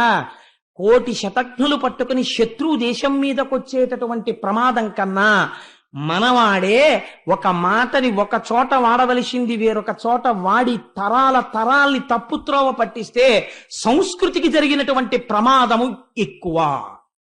ఇవాళ దేశం ఆ స్థితికే వచ్చేసింది. కాబట్టి ఎంత అందమైనటువంటి స్థితిని తీసుకొస్తున్నారో చూడండి. ఆ క్షీరసాగర మథనమునందు ఇటువంటి స్థితిలో రాక్షసులందరూ అమృతమును పోగొట్టుకొనిరి. కాబట్టి ఒక అద్భుతమైనటువంటి తీర్పు చెప్తారు. పోతన గారు అంటారు, అమరుల్ రక్కసులున్ ప్రయాస బల సత్వార్థాభిమానంబులన్ సములై లబ్ధ వికల్పులైరి అమరుల్ సంశ్రేయముం పొంది రై అమరారుల్ బహుదుఃఖముల్ కనిరి తామత్యంత దుర్గర్వులై కమలాక్షున్ శరణంబు వేడని జనుల్ కళ్యాణ సంయుక్తులే. ఎవరైతే పరమేశ్వరుణ్ణి శరణాగతి చేసి ఆయన మాట యందు నమ్మకము లేని వారుంటారో వారికి శుభములు జరగమంటే ఎక్కడి నుంచి జరుగుతాయి? ప్రతి చిన్న విషయానికి నాంత నేనన్నవాడు ఎలా బాగుపడతాడు అని తీర్పు చెప్పారు. ఇక్కడ మీకు నేను ఒక విషయం చెప్పకపోతే నేను అసంపూర్ణం చేసిన వాడిని అవుతాను. క్షీరసాగర మథనం ఏమండి, క్షీరసాగర మథనం అన్నారు కదా మీరు. ఎక్కడో పాలసముద్రం ఉందన్నారు, అందులో మందర పర్వతం దింపారన్నారు, వాసుకుని చుట్టారన్నారు, దేవదానవులు తిప్పారన్నారు, అందులోంచి ఇవన్నీ పుట్టాయన్నారు. దీనికి ఇది కేవలము పురాణ కథ. అంటే పాస్ట్ టెన్స్ లో, భూతకాలములో ఎన్నడో జరిగిపోయిన ఒక వృత్తాంతం అయితే వినడానికి మాకేం అభ్యంతరం లేదు. అది పురాణగ్రస్తము కాబట్టి ఒక సత్యము, ఒక పవిత్రమైన విషయము మేము వింటాం, మాకేం అభ్యంతరం లేదు. కానీ అంతకన్నా ఇందులో ఇంకా మేము తెలుసుకోవలసినది ఏమైనా ఉందా? మీరు ఒక్క క్షీరసాగర మథనాన్ని 4 రోజులు తీసుకున్నారు. అలా ఎందుకు తీసుకోవలసి వచ్చింది? ఎందుకు అంత టైం వెచ్చించారు ఈ లీల మీద? దీని వెనకాతల ఏమైనా ఉన్నదా అంటే ఉన్నది. నేను మీకు మొదటి రోజున విజ్ఞాపన చేశాను, నేను దీన్ని చివర చెప్తానంటూ. నేను ఒక్క మాట ముందు చెప్పాను మీకు. ఏమని చెప్పాను? ఒకటి బాగా గుర్తుపెట్టుకోండి. కష్టం వచ్చినప్పుడు వాళ్ళు ఎవరిని ప్రార్థన చేశారు? దేవతలు శ్రీమన్నారాయణుణ్ణి ప్రార్థన చేశారు. కష్టం వచ్చినా సుఖం వచ్చినా ఈశ్వరుణ్ణి ప్రార్థన చెయ్యడం అనేటటువంటిది ఈ జాతి సొత్తు తప్ప, కష్టం వస్తే ఈశ్వరుడి పాదములను విస్మరించరాదు. నిన్ను గట్టెక్కించవలసిన వాడు ఆయనే. కాబట్టి ఏం చేశారు? ఈశ్వరుణ్ణి ప్రార్థన చేశారు. ఆయనకి కోపం ఉండదు, ఆయనకి ప్రేమ ఉండదు, ఆయన సముడై ఉంటాడు. ఏదో జరగకూడని పొరపాటు ఎక్కడో ఏదో జరిగింది, ఆయన శిక్ష వేశాడు. ఆయన పాదములు పట్టి క్షమార్పణ వేడావు, ఆయన అనుగ్రహిస్తాడు. ఎందుకంటే ఆయనకి శాశ్వత శత్రుత్వం ఉండదు, శాశ్వత మిత్రత్వం ఉండదు. కాబట్టి ఇప్పుడు ఏం చేశాడు? ప్రసన్నుడై ప్రత్యక్షమయ్యాడు. ఏం చెప్పాడు? మీరు దానవులు కలిసి స్నేహం చెయ్యండి. ఇందులో సామాజిక పరమైనటువంటి ఒక నీతి ఉన్నది. ఇప్పుడు ప్రతి చోట మీరు ఒక విషయాన్ని గమనించండి, ప్రతి చిన్న విషయం దగ్గర నుంచి కూడా ఒక నాయకత్వం ఉంటుంది. ఇప్పుడు మన దేహం ఉన్నదనుకోండి, దేహమునకు అన్నిటికన్నా బయటికి నడిపించే వాటిని ఇంద్రియములు అంటారు. గుర్రములై నడిపిస్తాయి అవి. అన్ని ఇంద్రియాలే, జ్ఞానేంద్రియాలు 5, కన్ను, ముక్కు, చెవి, నాలుక ఇలాంటివి. అయినా అన్నిటికీ ఒక మాటే వెయ్యరు, దేనికి దానికే పేర్లు వేరు. ఒక్క కన్నుని మాత్రం నాయకుడు అంటారు. నయనము నాయక. నయనము అని ఎందుకు పిలుస్తారో తెలుసా అండి? ఇది లీడ్ చేస్తుంది. అంటే మొట్టమొదట అసలు తీసుకెళ్లడం అన్నది ఇక్కడ ప్రారంభం. ఇది ముందు దేన్నో చూస్తుంది, చూసి లాగుతుంది. రా, అది ఎంత బాగుందో, రా రా అంటుంది. చాలా బాగుంది, లక్ష్మీ స్వరూపం అని నువ్వు అన్నావు అనుకో, అయిపోయిందంతే, ఉద్ధరింపబడిపోయావు. చాలా బాగుంది, ఎలాగైనా నేను అనుభవించాలన్నావు అనుకో, రావణుడు అయిపోయావు. కాబట్టి ఇప్పుడు ఏమైంది? ముందు లాగుతోంది ఏది? నాయకత్వం. ఈ కన్ను లాగుతుంది, ఇంద్రియం. కాబట్టి ఇంద్రియాలకో నాయకుడు ఉన్నాడు, ఎవరు? కన్ను. అలాగే గాత్రములు అంటే అవయవాలు ఉన్నాయి, వీటికో నాయకుడు ఉన్నారు, ఎవరు? బుద్ధి, శిరస్సు. సర్వేంద్రియాణం నయనం ప్రధానం సర్వస్య గాత్రస్య శిర ప్రధానం. ఈ నాయకుడు కొంచెం జాగ్రత్త కలిగిన వాడు అనుకోండి, వీడికి ఒక అలవాటు జరిగింది అనుకోండి. అంటే మీకు నేను ఒక ఉదాహరణ చెప్తాను. మీ ఇంటి నిండా దేవతామూర్తుల యొక్క ఫోటోలే ఉంటాయనుకోండి, ఎటువైపు తిరిగినా కంటి వల్ల వచ్చే ప్రమాదం చాలా తగ్గిపోతుంది జీవితంలో. ఎందుకంటే మీరు ఎటు తిరిగినా ఏవి చూస్తారు? ఈశ్వరమూర్తులే కనపడుతుంటాయి. కాబట్టి మనస్సుని వెంటనే దుష్ప్రభావం చూపించే సన్నివేశాన్ని మీ ఇంట్లో తగ్గించేసుకున్నారు. కాబట్టి సగం పాప చింతన తగ్గిపోయి ప్రశాంతంగా ఉంటారు. ఉదాహరణకి మీ మనస్సుని రెచ్చగొట్టేవి తెచ్చి మీరు చాలా పెట్టుకున్నారనుకోండి, పెట్టి నువ్వు చాలా ప్రశాంతంగా ఉండు, నువ్వు చాలా ప్రశాంతంగా ఉండన్నారు అనుకోండి, అది ఉండదు. కింద అగ్నిహోత్రం పెట్టి పాలిడితే పొంగకే పొంగకే పొంగకే అన్నారనుకోండి, పొంగకుండా ఉంటుంది ఏమిటి? పొంగుతుంది. కింద అగ్నిహోత్రం ఉంది. కాబట్టి మీ ఇల్లు మీ సంస్కారాన్ని చెప్పేస్తుంది. మీరు ఎలా ఉండాలనుకుంటున్నారో మీ ఇల్లు చూస్తే చెప్పేయచ్చు. మీ ఇంటికి వచ్చి ఒక్కసారి అలా ఒకసారి గోడల వంక చూసామనుకోండి, కబ్బోర్డ్స్ వంక చూసామనుకోండి, ఓహో వీరు ఈ స్థాయిలో ఉన్నవారు తెలిసిపోతుంది. ఎందుకని తెలిసిపోతుంది? అందుకే ఇల్లు చూసి ఇల్లాలని చూడు. ఎందుకని ఆ ఇంటిని బట్టి ఆయన సంస్కారం చెప్తుంది, ఆయన స్నేహితుల్ని బట్టి ఆయన మనస్సు చెప్తుంది. కాబట్టి ఏమైపోయింది అంటే నాయకత్వం ఉంది. ఇంద్రియములకు కన్ను నాయకుడు, అవయవములకు బుద్ధి నాయకుడు, కుటుంబమునకు తండ్రి నాయకుడు. మీకు అందుకే ప్రపంచంలో ఒక గొప్ప లక్షణం ఉందండి. ఏ నాయకుడు దాని వెనక వాళ్ళది రక్షించుకోవాలి. కన్ను చూడకూడని దాన్ని చూడకుండా ఉండడానికి కావలసినవే పెట్టుకుంది అనుకోండి, ఇంట్లో పెట్టుకుని కన్ను దాన్ని చూసి ఊరుకుంటోంది అనుకోండి, చూసి సంతోషిస్తోంది అనుకోండి, మిగిలిన ఇంద్రియాలన్నీ హాయిగా ఉంటాయి. బుద్ధి దేని ఎందో మీకు ప్రమాదం లేని దాని ఎందు తీసుకెళ్లి బుద్ధిని పెట్టారనుకోండి, మిగిలిన అవయవాలన్నీ హాయిగా ఉంటాయి. అలా తండ్రి తన కర్తవ్యాన్ని తాను నిర్వహిస్తూ తన ఇంట్లో తన పని తాను చేస్తున్నాడు అనుకోండి, బిడ్డల పట్ల తను ఎలా ఉండాలో అలా తాను ఉంటున్నాడు అనుకోండి, తను భార్య పట్ల ఎలా ఉండాలో అలా ఉంటున్నాడు అనుకోండి. భార్య అంటే జ్ఞాపకం పెట్టుకోండి, భార్య అంటే దాసిగా చూచుట కాదు, భార్య ఆత్మసమస్సఖ. నీ ఆత్మ ఎటువంటిదో నీ భార్య అటువంటిది. నీ ఆత్మకి తెలియకుండా నువ్వేమైనా చెయ్యగలవా? ఏమీ చెయ్యలేవు, ఆత్మకి తెలిసిపోతుంది. నీ భార్యకి తెలియకుండా నువ్వు చెయ్యవచ్చా? చెయ్యకూడదు. అందుకే శివుడు ఏది చెప్పినా పార్వత్యువాచ, పార్వతీదేవి అడుగుతుంది, పార్వతీదేవికి చెప్తాడు. నువ్వు ఏది చేసినా అది ఒక క్రమశిక్షణ. ఆవిడ ఏమనకపోవచ్చు, అయినా సరే నువ్వు భార్యకి చెప్తూ ఉండాలి. ఇవాళ ఓ 20 రూపాయలు ఖర్చు పెట్టాను, ఏంటి బండిలో ఓ 3 లీటర్లు పెట్రోల్ కొట్టించాను. ఎందుకంటే అది భార్య విధేయత కాదు. అలా చెప్పడం ఒక అలవాటు అయింది అనుకోండి. చాలా మంది ఒక పొరపాటు పడుతుంటారు. అలా చెప్పడం, ఎందుకంటే 3 లీటర్లు పెట్రోల్ కొట్టించాను ఆవిడ చెప్తాడు అంటారు. కాదు, మీరు 200 పర్సులో పెట్టుకుంటే 3 లీటర్ల పెట్రోల్ కొట్టించానని మీ భార్యకి చెప్పడం మీరు అలవాటు చేసుకున్నారనుకోండి. సపోజింగ్ మీరు అలా చేసుకుని అడగాలి, నేను మర్చిపోతుంటాను లేకపోతే అని మీరు మీ భార్యని అడగడం అలవాటు చేశారనుకోండి, ఆవిడని అడిగాక నోరు నొక్కేయకూడదు. మళ్ళీ స్వతంత్రంగా ఆవిడ ఏమండి మొన్న 200 పెట్టుకున్నారు, 50 ఉంది మీ పర్సులో అందనుకోండి, అవును అవి చెప్పడం మర్చిపోయాను, 3 లీటర్లు పెట్రోల్ కొట్టించాను అన్నారు అనుకోండి, మీకు తెలియకుండా మీ జీవితంలో మీ నడువడి దిద్దుబాటు అవుతుంది. ఎందుకో తెలుసా అండి, ఒక తప్పు పని చెయ్యాలంటే ముందు డబ్బుతో మొదలు పెట్టాలి మొగాడు.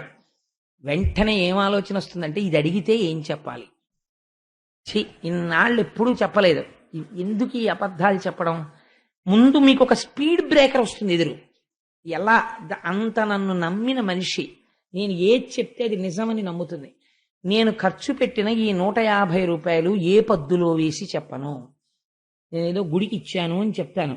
ఎంత మంచి పని చేశారండి, ఈ నెలలోనే మన పెళ్లి రోజు కూడా అనంటే నువ్వు బతికినట్ట చచ్చిపోయినట్ట ఆ రోజున. కాబట్టి ఎందుకు వచ్చిన పని అని అయిపోతావు. కాబట్టి ఏం చెయ్యాలి అంటే, పురుషుడు భార్యతో ప్రవర్తించేటప్పుడు ఆత్మతో ప్రవర్తించినట్టు ప్రవర్తించమని చెప్తోంది శాస్త్రం. తప్ప భార్య అంటే నోరు నొక్కేసి నీ దగ్గర ఏదో దాచిపడున్నట్టుగా పడున్నట్టు చూడమని ఎవరు చెప్పలేదు. లేకపోతే నీకు క్రమశిక్షణ ఎక్కడి నుంచి వస్తుంది? నీ అంత నువ్వు అలవాటు చేసుకోకపోతే. ఏనుగు లొంగింది మావటివాడి అంకుశానికి, తనంత తాను మావటివాడిని పట్టుకుని తొండంతో చుట్టి అవతల బారేయగలదు ఏనుగు తలుచుకుంటే.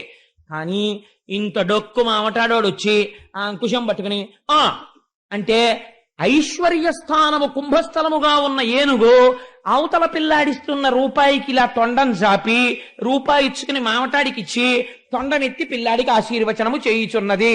ఎందువలన? ఒక మావటికి ఏనుగు లొంగినది. నువ్వు నీ భార్యకి లొంగి ఏనుగులా ఎందుకు నిన్ను నువ్వు సంస్కరించుకోలేవు? నీకు ముందు మెట్టెక్కుదామన్న ఆలోచన లేదు, అందుకని సంస్కరించుకోలేవు. ఒక ఏనుగుని చూస్తే నువ్వు మారచ్చు. ఒక ఏనుగులా, వెంకటాచలం ముందు నిలబడిన ఏనుగులా నువ్వు మారిపోవచ్చు. మావటి లాంటి నీ భార్య దగ్గర లొంగి ఆ జీవితాన్ని సంస్కరించుకోవాలనుకుంటే అలా మారవచ్చు. కాబట్టి మావటి కూడా ఓ గమ్మత్తు ఉంటుందండి. మావటి రూపాయి పుచ్చేసుకుంటుంది. అరటిపండు ఇచ్చారనుకోండి, ఏనుగు నోట్లో పడేసుకుంటే మావటి ఏమండం. కానీ అరటిపండు నోట్లో వేసుకుంటున్నా మావటాడు లాగేసుకున్నాడు అనుకోండి, తొండం పెట్టోడు కొడుతుంది ఏనుగు. కాబట్టి మళ్ళీ అప్పుడు ఎలా ఉండాలి భార్య దగ్గర? ఏమో అయ్యప్ప స్వామి గుళ్ళో ఓ స్తంభానికి 1200 రూపాయలు ఇద్దాం అనుకుంటున్నాను మన ఇద్దరి పేరు మీద అని అనుకోండి. ఎందుకు నోర్మోయ్, ఈ 1200 నిన్ను నన్ను ఏం ఉద్ధరించేయో, కొంత కొంత పుణ్యానికి కూడా ఇవ్వాలి అని నువ్వు అరటిపండు తినద్దన్న మామటిని తొండం పెట్టి కొట్టినట్టు కొట్టగలగాలి. అప్పుడు అంటే కొట్టమని కాదు నా ఉద్దేశం, సంస్కరించగలగాలి. అప్పుడు నువ్వు చెయ్యిలా చిటికిన వేలు పట్టుకున్నందుకు ఆవిడ ధర్మంలోకి తెచ్చావు. ఆవిడికి నువ్వు చెప్పి వినడంలో నువ్వు ఏనుగు అయి నిలబడ్డావు. ఇలా నియంత్రించుకో. ఎప్పుడు దేశాన్ని బాగు చేస్తానన్న వాళ్ళు చాలా మంది తమ ఇంటిని బాగు చేసుకున్న వాళ్ళు కారు. అసలు విషయం ఇంట్లోంచి పుడుతోంది, వాడింట్లోంచే. అన్ని అరిష్టాలు వాడింట్లోనే ఉన్నాయి. కానీ దారుణం ఏమిటంటే వాడే దేశాన్ని సంస్కరిస్తానని చెప్పేవాడు. లలిత సుగుణజాల తెనుగుబాలలో కట్టుకున్న సతిని నట్టేటిలో ముంచి కన్నవారి నోట గడ్డ కొట్టి సభలకెక్కువాడు చచ్చు పెద్దమ్మరా లలిత సుగుణజాల తెనుగుబాల అంటాడు ఆయన. కాబట్టి ప్రతి ఇంట్లో పురుషుడు తన ఇంటిని నిర్వహించుకున్నాడు అనుకోండి నాయకుడై, నువ్వు ఇంకా దేశానికి ఏమీ చెయ్యక్కర్లేదు.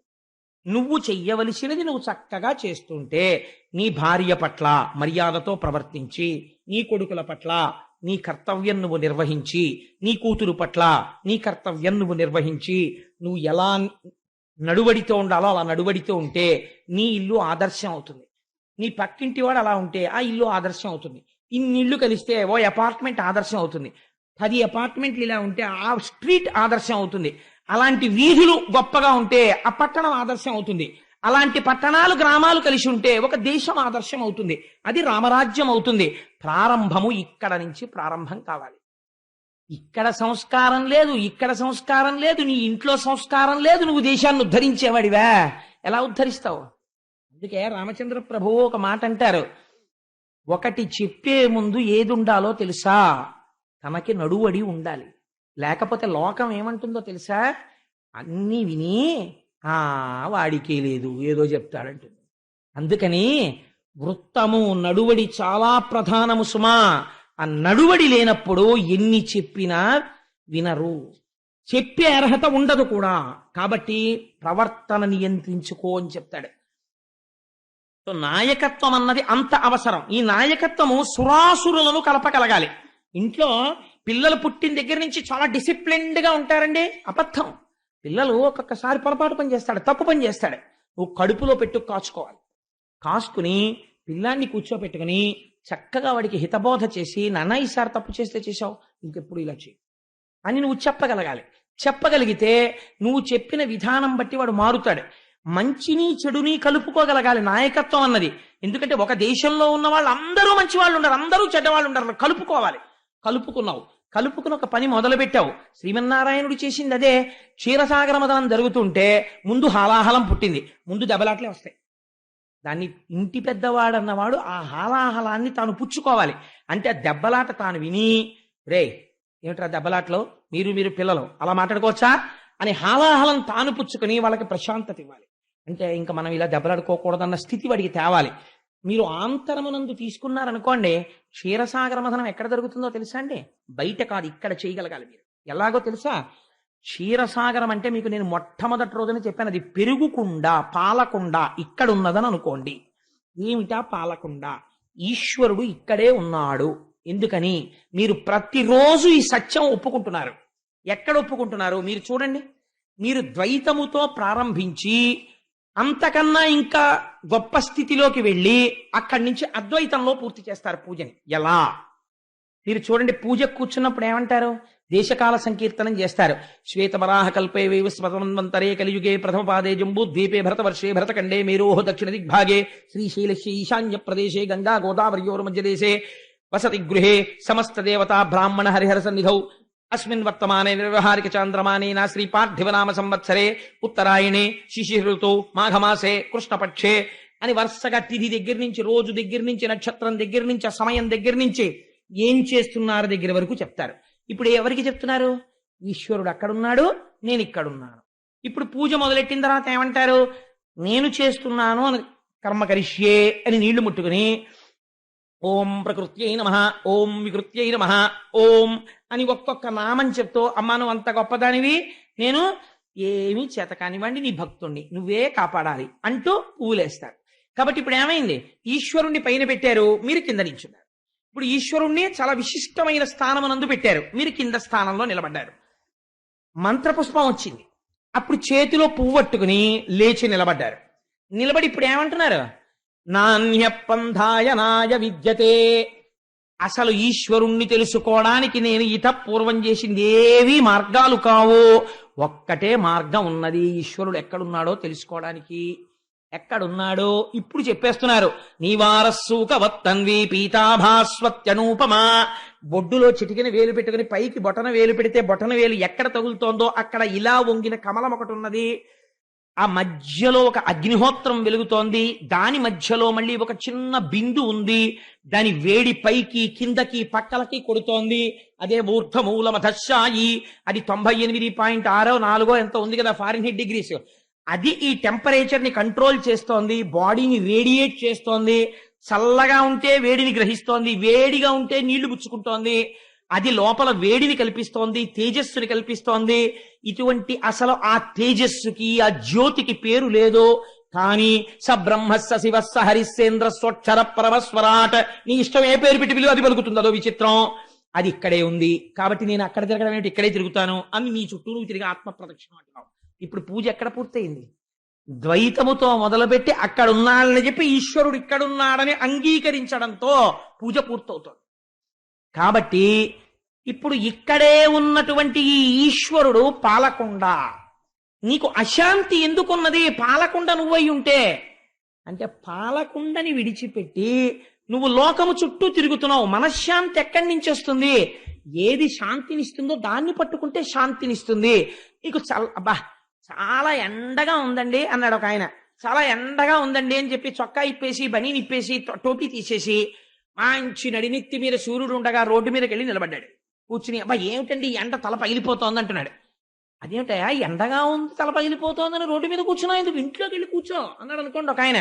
అదేమిటండి ఇంట్లో కూర్చుంటేనే చల్లగా ఉంటుందా అంటే, ఇంట్లో కూర్చుంటేనే చల్లగా ఉంటుంది, రోడ్డు మీద కూర్చుంటే చల్లగా ఎందుకు ఉంటుంది? నీకు చల్లగా ఉండాలి అని అనుకుంటే ఇంట్లో ఉండాలి. నీ మనస్సు శాంతిగా ఉండాలి అంటే శాంతికరమైన పదార్థాన్ని నువ్వు పట్టుకోవాలి. ఎక్కడున్నది అది? ఇక్కడే ఉన్నది. ఇక్కడది పట్టుకోవడానికి బయట తిరిగితే దొరుకుతుందా? లోపలికి వెళ్ళాలి. బయటికి వెళ్ళడం తెలుసు, లోపలికి వెళ్ళడం మనకి తెలియదు. అది గొడవ. ఇవి తెరిచి బయట తిరుగుతావు, ఇవి తెరిచి బయట వింటావు, ఇవి తెరిచి బయటకు పీలుస్తావు, ఇది తెరిచి బయటకు తింటావు, ఇది తెరిచి బయటకు మాట్లాడతావు. ఈ లోపలికి వెళ్ళడం అసలు ఎప్పుడు ప్రయత్నమే చేయలేదు. ఇది చెయ్యడం క్షీరసాగర మథనం. ఇప్పుడు మందర పర్వతం కావాలి. ధ్యానమునందు నీకు కావలసినటువంటి ఆసనం సుఖంగా కూర్చోడానికి ముందు ఫిజికల్ డిస్కంఫర్ట్ ఉందనుకోండి, నేను ఇలా కూర్చోలేను అని నాకు తెలిసిపోయింది అనుకోండి, ఇంకా ధ్యానం ఏంటి నా బుర్రా. అందుకని నేను ఇలా కూర్చోగలను చాలాసేపు అని మీకు అనిపించిన ఆసనం వేసుకుని కూర్చుని, ఈ బాహ్య నేత్రములు మూసేసి ఆంతర నేత్రములు తెరిచి భ్రూమధ్యమునందు అందుకని కుంకంబొట్టు ఉంచుకో ఉంచుకో ఉంచుకో అంటారు మన వాళ్ళు. ఇక్కడ ఉన్నటువంటి జ్ఞాననేత్రమును తెరిచి నువ్వు ఒక ధ్యాన శ్లోకం చదివి, నువ్వు ఏదో ఎవరినో పూజ చెయ్యాలనుకుంటున్నావు, దాని నామరూపాలతో పెద్ద ప్రమేయం ఏం లేదండి. మీరు ఎవరిని పూజ చేసినా ఒకటే. ఉదాహరణకి నేను పార్వతీ పరమేశ్వరుల్ని పూజ చెయ్యాలి అని సంకల్పం చేశాను అనుకోండి, వెంటనే నేను ఇలా జ్ఞాననేత్రం తెరిచి అధాంగ పూజ చేస్తున్నాను అనుకోండి, పార్వతీ పరమేశ్వరుల పాదములు చూడాలి అని నేను అనుకున్నాను. అనుకుంటే ఎలా ఉంటాయో నాకేం తెలుసు, ఎందుకు వచ్చింది ఇదంతా నాకేం గుర్తు ఏంటి, ఏంటో పాదం ఎలా మీరు ఎప్పుడైనా చూడండి, నేను అన్నానని కాదు. మీరు ఇలా కూర్చుని ముందు పరమశివుడి పాదాల వంక చూసి ఆ పాదాలు ఎలా ఉంటాయి అని మీరు అనగానే బొట్టన వేళ్ళ దగ్గర కన్ఫ్యూజన్ వచ్చేస్తుంది. ఇటువైపు బొట్టన వేలు దగ్గర నుంచి ఇలా ఉంటుందా, ఇటువైపు బొట్టన వేలు దగ్గర నుంచి బొట్టన వేలు రెండు కలిసి ఉంటాయా, లేకపోతే అటో బొట్టన వేలు ఇటో బొట్టన వేలు కనపడుతుంది అంటే అసలు వాడికి ధ్యానమునందు దర్శనం అవ్వట్లేదు. ఆ రెండు బొట్టన వేళ్ళు కలిసి కనపడాలి కదా. పాదాలు ఇలా పెట్టినప్పుడు బొట్టన వేళ్ళు పక్క పక్కన కదా ఉంటాయి. అలా మీకు ఎదురుగుండా రెండు బొటన వేళ్లు పెట్టి పద్మపీఠం మీద ఈశ్వర పాదాలు మీకు కనపడ్డాయి అనుకోండి, దాని మీద స్వామి పట్టుబట్ట యొక్క అంచు మీకు కనపడుతోంది అనుకోండి, ఆయన పాదాల మీద ఉన్న పువ్వులు మీరు చూశారనుకోండి, మీకు ఆ పాదాలు కనపడగానే మీరు ఏం చేస్తారు? వంగి నమస్కరిస్తారు కదా. కాబట్టి వెంటనే మీరు ఇలా ధ్యానమునందుండి మీలోంచి మీరు విడివడిపోతారు. విడివడిపోయి సినిమాలో చూడండి, హీరోయిన్లోంచి హీరోయిన్ వచ్చేసి పెళ్ళాడు అంటుంది, ఇంకో హీరోయిన్ వచ్చేసి వద్దు అంటుంది. అలా మీలోంచి మీరు విడివడి వెళ్ళి ఆ స్వామి పాదములకు వంగి నమస్కరిస్తున్నారు అనుకోండి, చిత్రం ఏమైపోతుందో తెలుసా అండి? మీలోంచి జ్ఞానేంద్రియాల లోపల ఉన్న శక్తుల్ని అది తీసుకెడుతుంది. ఇప్పుడు మీరు అక్కడ ధ్యానంలో వంగి నమస్కరిస్తే ఈశ్వరుడి పాదములకు గంధము రాయబడి ఉన్నది. కళ్ళు చూస్తాయి. కళ్ళు గంధం చూడగానే ముక్కు మంచి గంధం వాసన, అబ్బా చాలా ఎంత బాగుందో అంటాయి. గంధం వాసన పీల్చాక వశిష్ఠాది మహర్షులందరూ ఇతపూర్వము పూజ చేసినటువంటి నాగపడగ పుష్పాలు, తామర పువ్వులు ఉన్నాయి. మీరు మనోనేత్రంతో చూస్తున్నారు. అక్కడ మళ్ళీ ఇలా తల ఉంచారు. ఇప్పుడు మీకు ఆ తామర పువ్వులు తగులుతున్నాయి. కొంచెం ఆ రెక్కలు విరుగుతూ చప్పుడు వచ్చింది. ఆ పద్మ సుగంధమును మీరు పీలుస్తున్నారు. ఈలోగా వశిష్ఠాది మహర్షులు చుట్టూ నిలబడి సహస్రశీర్షా పురుష సహస్రాక్ష సహస్రపాత్ అంటున్నారు. అది మీకు వినపడుతోంది. మీ టెలిఫోన్ మోగింది, మీకు వినపడలేదు. ఎందుకు వినపడలేదు? మీకక్కడ లేనిది వినపడుతోందా, ఉన్నది వినపట్టలేదా? ఎలా కుదిరింది అది? అలా ఎలా కుదురుతుందండి? అది సాధ్యమా? సాధ్యమే, ధ్యానము చేత. ఇప్పుడు ఏం చేశావు నువ్వు అంటే, పాల సముద్రంలో మందర పర్వతాన్ని దింపావు. అంటే మనస్సుని అక్కడ పెడుతున్నావు తీసుకెళ్ళి. ఇది జ్ఞానేంద్రియములతో కలిసి వెళ్ళి నిలబడుతోంది పాల సముద్రంలో. కానీ ఒకటి గుర్తుపెట్టుకోండి, ధ్యానమునందు నిష్ట కుదరడానికి చాలా ప్రయత్నం చేయాలి. లేకపోతే ఏమవుతుందో తెలుసా అండి? స్టంబుల్ అవుతుంది. మందర పర్వతం ఊగినట్టే ఊగుతుంది అది. దాన్ని అసలు పైకి ఎత్తడమే చాలా కష్టం. మీరు ఎస్ ఈశ్వర పాదాలు చూడు అని మీరు అనగానే అది రైతు బజార్కి వెళ్ళిపోతుంది, రాదు. అందుకని తౌగాలు పెట్టి తవ్వాలి దాన్ని. విశ్వకర్మ ఆ త్వష్ట చేసిన తౌగాలు పెట్టి తవ్వాలి దాని మొదలు. అంటే నోరు మోయి, నువ్వు ఎక్కడికి వెళ్ళావు నాకు తెలుసు రా అని మళ్ళీ తేవాలి. మీరు కంగారు పడిపోయి ఇంకా నా బతుకేమిటి, నాకు జానం ఏమిటి అని లేచి వెళ్ళిపోకూడదు. చూశాను వెళ్ళిపోయావు, ఏం పర్వాలేదు, ఆల్రెడీ అలవాటు కదా, 40 ఏళ్ళు అలవాటు చేశాను, ఇవాళ ఎక్కడి నుంచి వస్తావు, ఏమి తప్పులేదు అని మళ్ళీ కళ్ళు తెరిచి ఒకసారి పాదాలు చూసి బాగా లోపల గుర్తెట్టుకుని దా ఇప్పుడు రా అని మళ్ళీ కూర్చుని రా చూసావా ఏం కనపడుతోంది అని మీరు అడిగారు అనుకోండి, అది కాసేపు ఉంటుంది. ఈ లోపల ఏమవుతుందో తెలుసా అండి? మొట్టమొదట్లో మీరు ధ్యానం సాధన మొదలు పెట్టినప్పుడు ఒక అంతర్యుద్ధం బయలుదేరుతుంది. కాసేపు చేయగానే రెండో రోజు, మూడో రోజు, అబ్బా రోజు ఆ పాదాలు చూడు తినేస్తాడు బాబు కూర్చోబెట్టి. ఇంకా గొణుగుడు ఒకటి మొదలవుతుంది లోపల, మీకు తెలియకుండా ఓడు గొణుగుతూ ఉంటాడు. తెలుసండి, ఇది యథార్థం. మీకు ఎప్పుడు ఆ గొణుగుడు వినకపోతే చెప్పండి, వాళ్ళ కాళ్ళ మీద నేను పడిపోతాను. అలాంటి గొణుగుడు వినబడని వాడు ఉన్నాడా? ఎందుకబ్బా ఇవన్నీ అనిపిస్తుంది. అదే మనస్సు దీని సుఖాన్ని కోరుతుంది. ఎందుకు ఇవన్నీ, హాయిగా ఫ్యాన్ కింద కూర్చుందాం. ఇప్పుడు టీవీలో సీరియల్ వస్తుంది, ఇవాళ పేపర్లోనేమో అది ఎవరితో చాలా మృత్యుముఖంలో ఉందని చెప్పి హెడ్లైన్స్ దగ్గర చూశాను. అది చదవాలి తొందరగా, ఈ పాదాలు ఎల్లరే నాకు అని అక్కడికి లాగేస్తుంది. ఆవిడ దేశాన్ని ఉద్ధరించలేదు, లేకపోతే నీకేం జ్ఞానభిక్ష పెట్టలేదు, నీకెందుకు ఇది పట్టుకో అంటే పట్టుకోదు. అక్కడ పోదాం అంటుంది. ఆ తర్వాత అది చూసి ఇప్పుడేమైందో, నిన్న రాత్రి ఎలా ఉందంటే మళ్ళీ రకరకాల ఛానల్స్ తిప్పి లేటెస్ట్ పొజిషన్. ఎందుకది? నువ్వు ఏమి సాధిస్తావు అంతా తెలిసేసుకుని నువ్వేమైనా వెళ్ళిపోతావా? పోనీ నీకేమైనా బంధుత్వం? ఎందుకు ఆల్రెడీ తెలుసుకోవద్దని నేను అంటలేదు, కానీ ప్రయారిటీ ఉంది. పొద్దున్న నువ్వు చేయవలసింది వేరే పని ఉంది అని నీ మనస్సుని నచ్చ చెప్పడానికి కొంత సంఘర్షణ జరుగుతుంది లోపల. నో, ఇవాళ పేపర్ ముందు ఇది చేయి, ప్రీతితో చేయి, చేసేటప్పుడు సంతోషంగా చేయి. ఇది హాలాహలం పుడుతుంది, అదంత తొందరగా ఒప్పుకోదు. ఇప్పుడు ఈ హాలాహలం ఎవరు పుచ్చుకోవాలండి? ఈశ్వరుడే పుచ్చుకోవాలి. అంటే మళ్ళీ మీరు భగవంతుడి పాదాలు పట్టుకుని, స్వామి నా ధ్యానం బాగా కుదిరేటట్టు చూడు అని స్వామినే ప్రార్థన చెయ్యాలి. మందరం తొట్టుపడితే ఎవరిని అడగాలి? భగవంతుణ్ణే పట్టుకోవాలి. అప్పుడు ఆయన ఏం చేస్తాడు? ఆది కూర్మం అవుతాడు, ఆయనే ఆధారం అవుతాడు. ఎక్కడో ఏదో ఉపన్యాసం దగ్గరికి తీసుకెడతాడు, ఏదో పాట దగ్గరికి తీసుకెడతాడు. మీకు తెలియకుండా ధ్యానం ఎలా వెళ్ళిపోతుందో తెలుసా అండి? ఎక్కడో వింటారు మీరు, వడిబాయక తిరిగే ప్రాణబంధుడా ఓ మాట వింటారు. ఆ మాట వినగానే మీరు అంటారు, వడిబాయక తిరిగే ప్రాణబంధుడా అంటే, వడి అంటే వేగము వదిలిపెట్టకుండా ఒకే వేగముతో తిరిగే ప్రాణబంధుడా వెంకటేశ్వరుడు. అలా ఎలా కుదురుతుంది? ఒకవేళ లోపలికి వెళ్ళేటప్పుడు అన్నా అంబులెన్స్ ఎక్కించేస్తారు, ఒకే స్పీడ్తో లోపలికి వెడుతూ ఉండాలి, వస్తుండాలి. ఇది ఎవరు చేస్తున్నారు? నేను చేయట్లేదే. కాబట్టి ఎవరో చేస్తున్నారు నేను నిద్రపోతున్నప్పుడు కూడా. ఆ చేయిస్తున్నవాడే వెంకటేశ్వరుడు. కాబట్టి వాడు ఇప్పుడు ఎక్కడున్నాడు అంటే, వాడు అఖిల లోకములకు పరిపాలకుడై నా స్వామి ఇక్కడే కొలువయ్యున్నాడు. వాడు నా ఊపిరి తీయిస్తున్నవాడు. వడిబాయక తిరిగే ప్రాణబంధుడా అని మీరు పొంగిపోతున్నారు అనుకోండి. మీరు ఏది విన్నా ఏది చూసినా ధ్యానంలోకి వెళ్ళడం అలవాటు అయిపోతుంది. ఇప్పుడు ఏమైంది? హాలాహల భక్షణం అయిపోయింది, మీకు ప్రీతి వచ్చేసింది దాని మీద. రోజు అబ్బా కాసేపు వెళ్ళి ధ్యానం చెయ్యాలి, ఎంత బాగుంటుందో ధ్యానం అని ఉత్సాహపడిపోతూ ధ్యానానికి కూర్చుంటుంటారు. ఇది రాను ఏమైపోతుందంటే దీనికో టైం ఉండదు. ఎక్కడ కూర్చున్నా ఖాళీగా ఉన్నారనుకోండి, ఎవ్వరికీ తెలియదు. మనస్సు చేత పాపం చేసినా తెలియదు, ధ్యానం చేసినా తెలియదు. మీరు ఎక్కడికి కావాలంటే అక్కడికి వెళ్ళిపోతారు. మీరు అలా ఒక్కసారి శ్రీశైలం వెళ్ళిపోవాలనిపించింది అనుకోండి, ఓ పెద్ద నంది, దాని ముందు చిన్న నంది, ఆ చిన్న నంది శృంగములలోంచి చూస్తే లోపల ఒక పెద్ద పీఠం, దాని మధ్యలో ఓ చిన్న బుజ్జి శివలింగం, దాని పక్కన అర్చకుడు, దానికి రాసిన గంధం, పెట్టిన బొట్టు, మీరు వెళ్ళి తల తాటిస్తున్నట్టు అన్నీ కనపడుతుంటాయి. మీరు హాయిగా లోపల దర్శనం చేస్తుంటారంటే తొందరగా వెళ్ళిపోయింది అక్కడికి ధ్యానంలోకి. అది అలవాటు పడినది, అది అలవాటు చెయ్యాలి. మీరు చేయకపోతే దానికి రాదు. మీరు ఏం చేస్తే అది పుచ్చుకుంటుంది.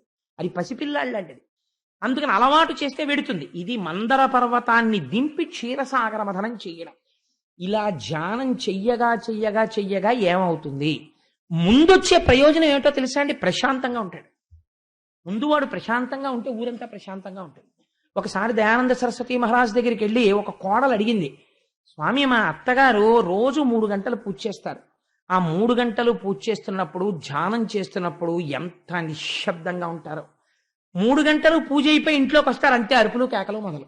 ఇంకా పూజ వల్ల ప్రయోజనం ఏమిటి అని అడిగారు. అడిగితే దయానంద సరస్వతి అన్నారు, ఆ పూజ వల్ల మీ ఇల్లు 3 గంటలు ప్రశాంతంగా ఉండడమే పుణ్యము అన్నారు. ఎంత గొప్ప మాట చూడండి. కాబట్టి ధ్యానం చేసి నీకేమవుతుంది? నువ్వు ప్రశాంతంగా ఉంటావు. నువ్వు ప్రశాంతంగా ఉంటే ఏమవుతుంది? నీ బీపీ కంట్రోల్లో ఉంటుంది, నీ షుగర్ కంట్రోల్లో ఉంటుంది, నువ్వు కంట్రోల్లో ఉంటావు. ప్రశాంతమైన నిర్ణయాలు తీసుకుని తాను ప్రశాంతిలో ఉంటుంది. లేదనుకోండి, తాను ఉద్వేగంలో ఉంటుంది, 10 మందిని ఉద్వేగపెడుతుంది, ఉద్వేగాన్ని సృష్టిస్తుంది, ఉపద్రవాలు తీసుకొస్తుంది. కాబట్టి శాంతికర స్థానమును పట్టుకోవడం అలవాటైపోయి అలా పట్టుకుంటే ఏమవుతుంది? కొన్ని సిద్ధులు వస్తాయి నీకు తెలియకుండానే. అవే కామధేనువు, కల్పవృక్షం, ఇలాంటివన్నీ. ఓ ఆశీర్వచనం చేస్తే ఫలించవచ్చు. అలా ఈ సిద్ధులు వస్తాయి.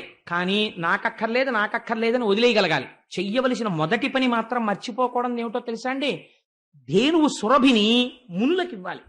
సురభి అంటే ఏమిటో తెలుసా అండి? మా దొరగారు చేస్తుంటారు. అది సురభి అంటే ప్రతి ఉగాది నాడు వేద పండితులందరినీ తీసుకొచ్చి ఇంట్లో వేదం చదివించి వారందరికీ భూరిదానం చేస్తారు.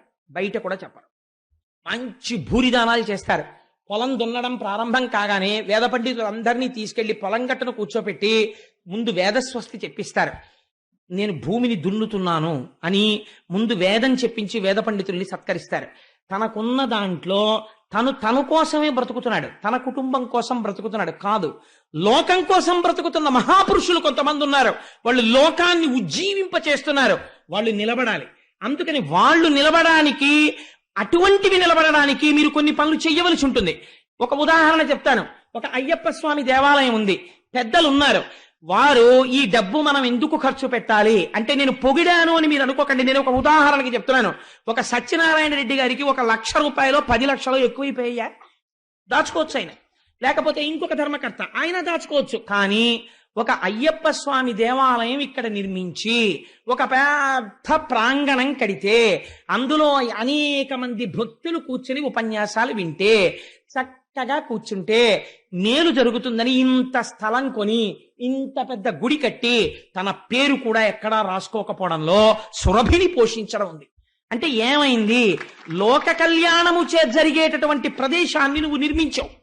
ఇప్పుడు ఇక్కడ ఏమవుతోంది? లోక కళ్యాణము జరుగుతోంది, భాగవతం జరుగుతోంది. లోక కళ్యాణం 10 మంది ఉద్ధరింపబడతారు. ఒక పూజ జరుగుతోంది, 10 మంది ఉద్ధరింపబడతారు. గోపాలకృష్ణ గారు ఎందుకంత అహర్నిశలు కష్టపడాలి? హాయిగా వెళ్ళి ఆయన టీవీ చూస్తూ కూర్చోవచ్చు. రాత్రనక పగలనక నిద్ర మానేసి ఇవన్నీ కాగితాలు వేసి, నెంబర్లు వేసి, టోకెన్లు ఇచ్చి, పేపర్లు కొని, కుంకం ప్యాకెట్లు కొని, ఇవన్నీ ఆయన ఎందుకు ఆర్గనైజ్ చేయాలి? ఇది సురభి అంటే. తనకున్న శక్తిని ఆయన ధారపోస్తున్నారు. ఐశ్వర్యాన్ని కొందరు ధారపోస్తున్నారు. ఇంకొకడు తను చేయవలసింది తాను చేస్తున్నాడు. ఇది లోక కళ్యాణము కొరకై మహర్షులకు సురభినిచ్చుట. ఇది నీ జీవితంలో నువ్వు అలవాటు చేసుకోవాలి. అయ్యా, రేపొద్దున్న శరన్నవరాత్రులు చేస్తే ఆ కాలంలో ఒక్కొక్కసారి వర్షం పడుతోంది, మంచు పడుతోంది, ఇబ్బంది పడుతున్నాం. ఒక ఆచ్ఛాదన మంటపాన్ని నిర్మిద్దాం. పోల్స్ వేసేసి, హారిజాంటల్ పోల్స్, వెర్టికల్ పోల్స్ వేసి ఉంచుకుందాం. ఓపెన్ ఎయిర్ హాయిగా ఉంటుంది సమ్మర్ లో. పర్మనెంట్ స్ట్రక్చర్ వద్దు. పెట్టుకుంటే ఎప్పుడైనా మంచు ఎక్కువగా ఉందనుకోండి, ఒక చక్కటి టార్పాలిని ఏదైనా తీసుకొచ్చి పైకి ఎక్కించేద్దాం. మంచు పడదు, కూర్చుని విందాం. కాబట్టి మీ అందరూ కూడా ఒక్కొక్క పోల్కి 1200 అవుతుందట. మీలో ఎవరైనా ఇవ్వగలిగిన వారు ఉంటే ఇవ్వండి అన్నారు. అనగానే ఎస్, ఇక్కడ ఒక ఆచ్ఛాదన మంటపం వచ్చిందనుకోండి, ఏమైపోతుంది? ఆ స్తంభం వలన అది ఎంతమందికి నీడనిస్తోందో శరీరాలు వెళ్ళిపోతాయి. ఆశ్చర్యం ఏమవుతుందో తెలుసా అండి? ఆ స్తంభము ఎంత కాలము నీడనివ్వడానికి అక్కడ ఉన్నదో అంత కాలము, తరతరాల వరకు అంతమంది భాగవతుల మీద మంచు పడకుండా నీడ పట్టిన పుణ్యము వాడి ఖాతాలో పడిపోతూనే ఉంటుంది అలాగా. కాబట్టి ఇప్పుడు ఏమైంది? మీరు సురభిని ఎన్నుకున్నారు. 100 మంది పరిగెత్తుకొచ్చి తీసుకోండి 1200 అన్నారు. ఏమైపోయింది? సురభి. ఇది పూజ తన కొరకు కాదు. అందుకని ధేనువుని ఎవరికి ఇచ్చారు? మహర్షులకు ఇచ్చారు. వాళ్ళు వాళ్ళ కోసం తాగన పాలు, ఆ పాలు అభిషేకం చేస్తారు. చేసి సంకల్పం ఏం చెప్తారు? నాకు నా భార్యకి ఏం చెప్పరు, లోక శాంత్యర్థం అని వాళ్ళు అభిషేకం చేస్తారు. అటువంటి మహాపురుషులను సేవించడమే సురభిని మహర్షులకు ఇచ్చుట. ఇది చేసి తీరాలి. ఉచ్చైశ్రవమును కోరకు రాక్షస బుద్ధి, చేసిన ప్రతి దాంట్లో కీర్తి కోరకు ఈశ్వరుడు నా చేత చేయించుకున్నాడు అంటుండు, పేరేయించుకోకు. కాబట్టి ఏమైపోయింది? ఉచ్చైశ్రవాన్ని వదిలేవు, కానీ సురభిని మాత్రం మునులకిచ్చావు. అలా క్షీరసాగర మథనం చేస్తే లక్ష్మి ఆవిర్భవించినది. లక్ష్మి అనగా ఎవరు? మొన్నటి రోజున మీకు చెప్పాను. కేవల ఐశ్వర్యము కాదు, ఐశ్వర్యం అంటే జ్ఞానము. అంతటా నిండి నిబిడీకృతమై ఈశ్వరుడు ఉన్నాడు అన్న జ్ఞానము లోపల స్థిరపడుట. ఇప్పుడు నువ్వెవరిని ద్వేషిస్తావు? ఒకవేళ ద్వేషిస్తే ఎందుకు ద్వేషిస్తావు? వాళ్ళని సన్మార్గంలో పెట్టడానికి ద్వేషించాలంతే. కాబట్టి ఇప్పుడు ఏమైపోయింది? అందుకే పెద్దలు శాపం ఇస్తుంటారు. అగస్త్యుడు శపించాడు, దుర్వాసో మహర్షి శపించారంటారు. వాళ్ళు ఎందుకు శపిస్తారో తెలుసా అండి? తపస్సు ఎక్కువైపోయి, కోపాలు ఎక్కువైపోయి కాదు, అవతల వాడు భ్రంశమును పొందకుండా శాపానుగ్రహం ఇచ్చి తొందరగా గట్టెక్కిస్తుంటారు. కాబట్టి ఏమైపోతుంటుంది? ఇలా మీరు భగవంతుణ్ణి సేవించడంలో అంతటా ఈశ్వరుడున్నాడు అన్న జ్ఞానము నిలబడుతుంది. ఈ జ్ఞానము నిలబడితే ఏమవుతుంది? ఆ జ్ఞానము వలన మోక్షమును పొందుతారు. ఈ లక్ష్మి దేనికెడుతుంది? అమృతము బయటికి వస్తుంది. ఈ అమృతము మీకు దక్కుతుందని నమ్మకం లేదు. దేవగణాలు అసురగణాలు కలిసి చిలకాలి. ఎందుకని? ఇక్కడే కామం ఉంటుంది, క్రోధం ఉంటుంది, ఇక్కడే భగవద్భక్తి ఉంటుంది. కానీ కామక్రోధములను కూడా మీరు కలుపుకోవాలి. ఎలా కలుపుకోవాలో తెలుసండి? కామము తుచ్చకామము నుంచి ఈశ్వర కామముగా మార్చుకోవాలి. ప్రయత్నపూర్వకంగా భగవత్ కథ విందాం, గుళ్ళోకి ఎడదాం, గోపురానికి ఎడదాం, ఓ రూపాయి దానం చేద్దాం. మిమ్మల్ని మీరు నియంత్రించుకోవాలి. క్రోధము, నాకు ఎందుకు ఈ కోపం, కోపం మీద కోపం రావాలి. కాబట్టి ఏమైపోయింది? గట్టెక్కేశారు. ఇదే అమృతమును పొందుట. ఈ అమృతం పొందడానికి రాక్షసులు పరిగెత్తారు, కలహం వచ్చింది. దేవతలు విష్ణువును పట్టుకున్నారు, అమృతం దక్కింది. ఇది క్షీరసాగర మథనము. ఇప్పుడు బయట క్షీరసాగర మథనం, ఇక్కడే క్షీరసాగర మథనం. కాబట్టి ఇంత ఆంతర సిద్ధాంతాన్ని ప్రతిపాదించి అద్భుతమైన క్షీరసాగరం చేస్తే ఒక మహత్తరమైన ఆశ్చర్యకరమైన ముక్కు మీద వేలేసుకోవలసిన పని జరిగింది. ఏమిటో తెలుసా అండి? అన్నీ బానే ఉన్నాయి. హాలాహలం భక్షించాడు కదా పరమశివుడు. ఓ రోజున అడిగాడు ప్రమదగణాలను, ఆ రోజున వాళ్ళు ఏదో చిలుకుతున్నాం, విషం వచ్చిందని వచ్చారు, తాగేశాను, ఇంకా మళ్ళీ పని అయిపోయింది కదా, ఎవరు రారు. ఆయనకి అందుకే ఈశ్వరుడికి ఓ పేరండి అభిషేకంలో, ప్రథమో దైవ్యోభిషక్ అంటారు అభిషేకం చేసేటప్పుడు. సాధారణంగా మనం డాక్టర్ గారి దగ్గరికి వెళ్ళిన వాళ్ళు టోకెన్ పుచ్చుకుని, ఏమండి మీ టర్న్ 9 గంటలకు వస్తుంది, వచ్చే నెల 15వ తారీఖున మీ టర్న్ వస్తుంది అన్నారు అనుకోండి. ఐవీరావు గారు ఓ పుణ్యాత్ముడు ఉన్నారు ఈ ఊళ్ళో, ఆయన దగ్గర టోకెన్ దొరకాలండి. ఓ 20 రోజులు పోయిన తర్వాత ఎప్పుడో టోకెన్ దొరుకుతుంది. ఆ హాస్పిటల్, ఈ హాస్పిటల్ తెల్లవారిన దగ్గర నుంచి వింటారు. టోకెన్ పుచ్చుకున్న ఎవడైనా సరే పక్కన స్టూల్ మీద కూర్చుని, నాకు కడుపు నొప్పిగా ఉందండి, చెవులో పోటుగా ఉందండి, కంట్లో నొప్పిగా ఉందండి, తలకాయ పోటుగా ఉందండి, తిన్నదరగట్లేదండి, అరిగినా కూడా అరగలేదని బెంగొచ్చేస్తోందండి, ఇలాంటి దిక్కుమాలిన రుగ్మతలు చెప్పేవాడే కానీ సరదాగా వచ్చి ఓ శ్లోకం చెప్పేవాడు లేడయా అని ఐవీరావు గారు అనొచ్చా? అనరు. ఎందుకనరు? ఎవరు చెప్పరు ఆ శ్లోకాలు ఆయన దగ్గర బాధలే చెప్తారు అంతే. అంతే ప్రథమో దైవ్యోభిషకు ఈశ్వరాంశ. ఇన్ని చెప్పి ఎవడైనా టోకెన్ తీసుకుని 15 రోజులు పోయిన తర్వాత వెళ్ళి, డాక్టర్ గారు అలా మీరు అప్పుడు ఎప్పుడో నాకు ప్రిస్క్రిప్షన్ రాశారండి, నా స్పాండిలైటిస్ బాగా తగ్గింది, మీకు కృతజ్ఞత చెప్పుకుందామని టోకెన్ తీసుకుని క్యూలో 2 గంటలు నించున్నానండి అని చెప్పిన వాడు ఉంటాడా? అలా ఉంటే ఐవీరావు గారు ఆశ్చర్యపోతారు. అదేమిటో నాకు థ్యాంక్స్ చెప్పడానికి టోకెన్ ఇచ్చుకుని ఇంకొక గంట రేపు కూర్చున్నాడని. కాబట్టి క్షీరసాగర మతంలో హాలాహలం వస్తేనే శివుడి దగ్గరికి వస్తారు, తర్వాత ఏం జరిగిందో చెప్పడానికి శివుడి దగ్గరికి రారెవరు. అంతే లోకం యొక్క పోకడ. కాబట్టి ఇప్పుడు శివుడు అడిగాడు ప్రమదగణాలను, ఏమైందిరా అసలు క్షీరసాగర మథనం అని. అంటే వాళ్ళు అన్నారు, మీకు ఆశ్చర్యకరమైన విషయం అండి, ఆఖరణ మోహిని వచ్చింది, వచ్చి అమృతాన్ని దేవతలకు పంచిపెట్టింది అన్నారు. అంటే ఇప్పుడు ఆయన అన్నాడు మోహిన అన్నాడు. ఎందుకో తెలుసా అండి? ఆయనకు ఒక పెద్ద నమ్మకం, వాళ్ళ ఆవిడంత అందమైంది సృష్టిలో లేదు.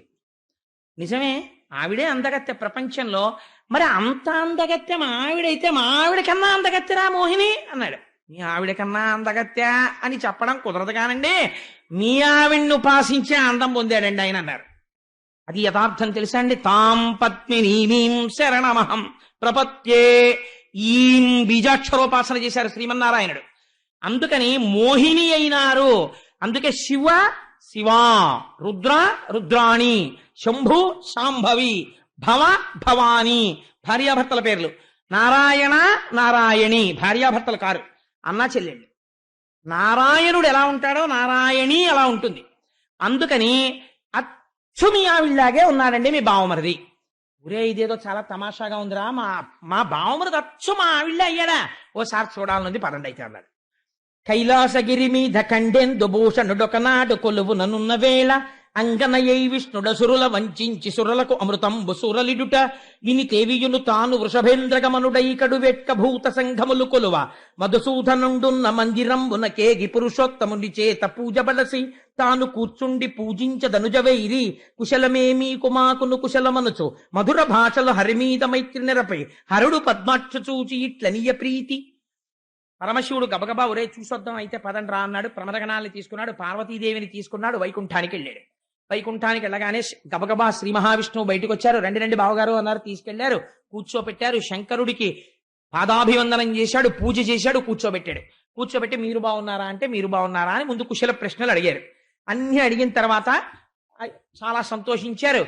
శంకరుడు అన్నాడు శ్రీ మహావిష్ణువుతోటి, వాళ్ళ మర్యాదలు అలా ఉంటాయి, మధ్యలో కొడుకునే వాళ్ళు కొడుకుంటారు కానీ, భావించి కొందరు బ్రహ్మంబు నీవని తలపోసి కొందరు ధర్మమనియు చర్చించి కొందరు సరదీశ్వరుడని సరవి కొందరు శక్తి సహితుడనియు చింతించి కొందరు చిరతరుండవ్యయుడాత్మతంత్రుడు పరుండధికుడనియు దొడరి యూహింతురుతుది నద్వయద్వయ సదసద్విశిష్ట సంశ్రయుడవీవు తలపనొక్కంత వస్తు భేదంబు గలదే కంకణాదులు పసిడి యొక్కటియు కాదే కడలు పెక్కైన వర్ధి యొక్కటియు కాదే భేదమందును విను వికల్పింపవలదు. అయ్యా, కొంతమంది నువ్వే శక్తి స్వరూపం అంటారు, కొంతమంది నువ్వు శివుడు అంటారు, కొంతమంది విష్ణు అంటారు, కొందరు పరబ్రహ్మం అంటారు, కొందరు స్థితికారుడు అంటారు, కొంతమంది నారాయణుడు అంటారు. నేనంటున్నాను, మహానారాయణ, సముద్రంలో ఎన్ని బుడగలు పట్టినా ఒక సముద్రమే అయినట్టు, ఎన్ని బుడగలు పుట్టినా అవి సముద్రమే కదండి. సముద్రం కన్నా భిన్నత్వం ఉందా బుడగలకి? ఎన్ని ఆభరణాలుగా కనపడినాది బంగారమే అయినట్టు, ఎంత జగత్తుగా కనపడినా ఉన్నది విష్ణువే అని నేను అంటున్నానయ్యా అన్నారు. అంటే శ్రీ మహావిష్ణువు నవ్వారు.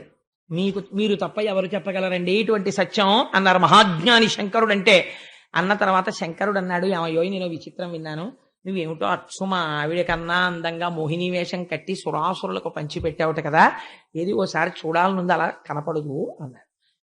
శ్రీమన్నారాయణుడు చాలా చిత్రమైన మాట అన్నారు. ఆయన అన్నారు, ఏమండో మనసులో ఏదైనా కోరుకుంటే తీర్చేసుకోవడం మంచిది, చాలా మంచి మాట అడిగారు, నన్ను అలా చూడాలనుకుంటున్నారు కదా, తప్పకుండా కనపడతాను లేండి, కానీ ఉండండి ఒక్క నిమిషం చూపిస్తాను, కంగారు పడకండి, అలా వెంటనే వచ్చేస్తే బాగుండదు కదా అన్నారు. ఏదో మాట్లాడుకుంటున్నారు, అంత ధనం అయిపోయారు.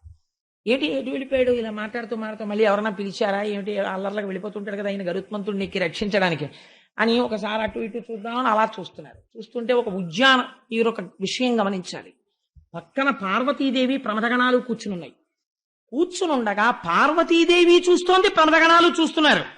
చూస్తుండగా శంకరుడు పెరట్లోకి చూశాడు, ఉద్యానవనంలోకి. ఒక అందమైనటువంటి 16 ఏళ్ల పడుచు ఆ అమ్మాయి ఒక పూల బంతి పట్టుకుని ఇలా బుగ్గల మీద పెట్టుకుని, ఇలా గుండెల మీద పెట్టుకుని, ఆ బంతి పైకేసి పట్టుకుని తనకి తానే పందాలు ఒడ్డుకుని అలా ఎగరేసి పరిగెత్తుకుంటూ వెళ్ళి దాన్ని పట్టుకుని కింద పడి మీద పడి దాన్ని ఇలా బంతులు మన వాళ్ళు ఇలా ఆడుతుంటారు, 1 2 3 4 5 అని 100 వరకు లెక్కెట్టి బంతి ఆట ఆడుకుంటుంటే ఆ పిల్లని చూసి ఎంత బాగుందిరా ఈ పిల్ల అని మోహపడిపోయాడు పరమశివుడు. మీరు కథ వినండి అంతే, తొందరపడి నిర్ణయాలు తీసుకుని తీర్పులు చెప్పేయకండి అని గబగబా పిల్ల దగ్గరికి వెళ్ళాడు. ఆ పిల్ల దగ్గరికి వెళితే ఈ పిల్ల ఈయన వంక ఇలా చూసి ఏమి చూడనట్టుగా ఇలా బంతి కోసం ఆడుకుంటున్నట్టు వెళ్ళిపోతుంది. ఈయన కూడా ఓ పిల్ల అంటూ ఆయన ఆవిడ వెంట ఈయన పడ్డాడు. అలా పిల్ల వెంట పడ్డాడు, వెళ్ళిపోతున్నాడు. వాలుగంటి వాడి వాలారు చూపుల శూలి ధైర్యమెల్ల కోలుపోయి తరలి ఎరుకలేక మరచ గుణంబుల ఆలిమరచే నిజగణాలిమరచే. అక్కడ భార్య ఉందన్న సంగతి మర్చిపోయాడు, ప్రమథగణాలున్నాయన్న సంగతి మర్చిపోయాడు. మన్మధుణ్ణి గెలిచినటువంటి కామారి అయినటువంటి శంకరుడు ఈ పిల్ల వెంట పడ్డాడు. ఎంత బాగుందో ఈ పిల్ల అని చెప్పి ఆ పిల్ల వెంట పడ్డాడు. అంటే పోతన గారు అన్నారు, చూసావా శంకరుడు మన్మధుణ్ణి గెలిచినవాడు, ఆడపిల్ల వెంట పరిగెడుతున్నాడు. ఇవాళ కాము గెలవచ్చు, కాలారి కావచ్చు, మృత్యుజయము కలిగి మెరయవచ్చు, ఆడవారి చూపు టంపరగెలు వంగవశము కాదు త్రిపుర వైరికైన. ఇంకా నేను దానికి ఏం వ్యాఖ్యానం చెప్పక్కర్లేదు, మీకు అర్థమైపోయింది. అందుకని చూశావా శంకరుడు అంతటి వాడు స్త్రీ చూపులకి వశుడైపోయాడు, అయిపోయి వెంట పరిగెడుతున్నాడు అన్నారు. ఇలా పరిగెడుతూ నిర్మరావామోఘ వీర్యంబు నెల మీద పడిన చోటెల్ల వెండియు పైడియ్యే ధరణి వీర్యంబు పడదన్ను తానిరింగి దేవమాయాజడత్తంబు తెలిసి హరుడు. ఆ పిల్ల వెంట పరిగెత్తడంలో కొండలు దాటిపోయాడు, కోనలు దాటిపోయాడు, పరిగెత్తుకుంటూ వెళ్ళిపోతున్నాడు. దొరికినట్టు దొరుకుతోంది, దొరకట్లేదు. ఆ పిల్ల వెంట పరిగెత్తడంలో శంకరుడి యొక్క వీర్యము స్ఖలనమై భూమి మీద పడితే అది బంగారు వెండి రూపులు దాల్చింది. ఉత్తర క్షణము ఆయన జ్ఞానమును పొందినవాడై వెనక్కి తిరిగి గంభీరంగా నడుస్తూ పార్వతీదేవి దగ్గరికి వచ్చేసాడు. మీరు చాలా జాగ్రత్తగా వినాలి. పార్వతీదేవి ఒక్క మాట అనలేదు, ఏమయ్యా బుద్ధి ఉందని అనలేదు. ప్రమథగణాలు మేస్టర్ ఏమిటండి ఈ పనులు అనలేదు. వాళ్ళందరూ వృషభవాహనం ఎక్కి బయలుదేరడానికి సిద్ధపడుతుంటే శ్రీమన్నారాయణుడు వచ్చాడు. వచ్చి ఏమిటో వెంటపడ్డాం అనలేదు. ఏమన్నాడో తెలుసా అండి? సిగ్గు విడిచిపెట్టాడు, మోహిని రూపు విడిచిపెట్టాడు. మోహినిగా ఉంటే సిగ్గు, చాలా జాగ్రత్తగా గమనించాలి ఆ మాటలు మీరు. సిగ్గు మోహిని రూపు రెండు విడిచిపెట్టాడు. విడిచిపెట్టి శంకరుడి దగ్గరికి వచ్చి నమస్కరించి శ్రీ మహావిష్ణువు అన్నారు, నిఖిల దేవోత్తమ నీవొక్కరుడు తక్క ఎవ్వడు నా మాయ గలవ నేర్చు, మానిని అయిన నా మాయచే మునుగక ధృతి మోహితుండవై తెలిసితీవు కాలరూపంబున కాలంబు తోడనాయందును నీ మాయ యధివసించు నీ మాయ నన్ను జయింపనేరదు నిజమకృతాత్ములకు నెల్ల ననుపలభ్య ఇప్పుడు నీనిష్ట పెపున నిరిగితనుచు సత్కరించిన సఖ్యంబు సాల నెరపి దక్ష తనయగణంబులు తన్ను కొలువ భవుడు విచ్చేస తన నిజ భవనమునకును. వెంటనే దక్షతనయ అయినటువంటి పార్వతీదేవి శహబాష్, మా ఆయన ఎంత గొప్పవాడో అని నమస్కారం చేసింది. ప్రమథగణాలు ఇది శంకరుడు మాత్రమే చెయ్యగలడు అని నమస్కరించేయటం. శ్రీ మహావిష్ణువు వచ్చి అన్నారట, మీరు తప్ప ఇలా ఎవరు ప్రవర్తించగలరు? నా మాయ తెలుసున్నది మీరొక్కరికి. మహానుభావ, అందుకని గెలవగలిగారు. నిఖిల దేవోత్తమా, మీకు నా నమస్కృతులు అంటే, శహబాష్, నేను వచ్చిన పని అయింది, బయలుదేరుతున్నానని వృషభవాహనం ఎక్కి వెళ్ళిపోయాడయా. ఇంతే ఈ కథ అన్నారు.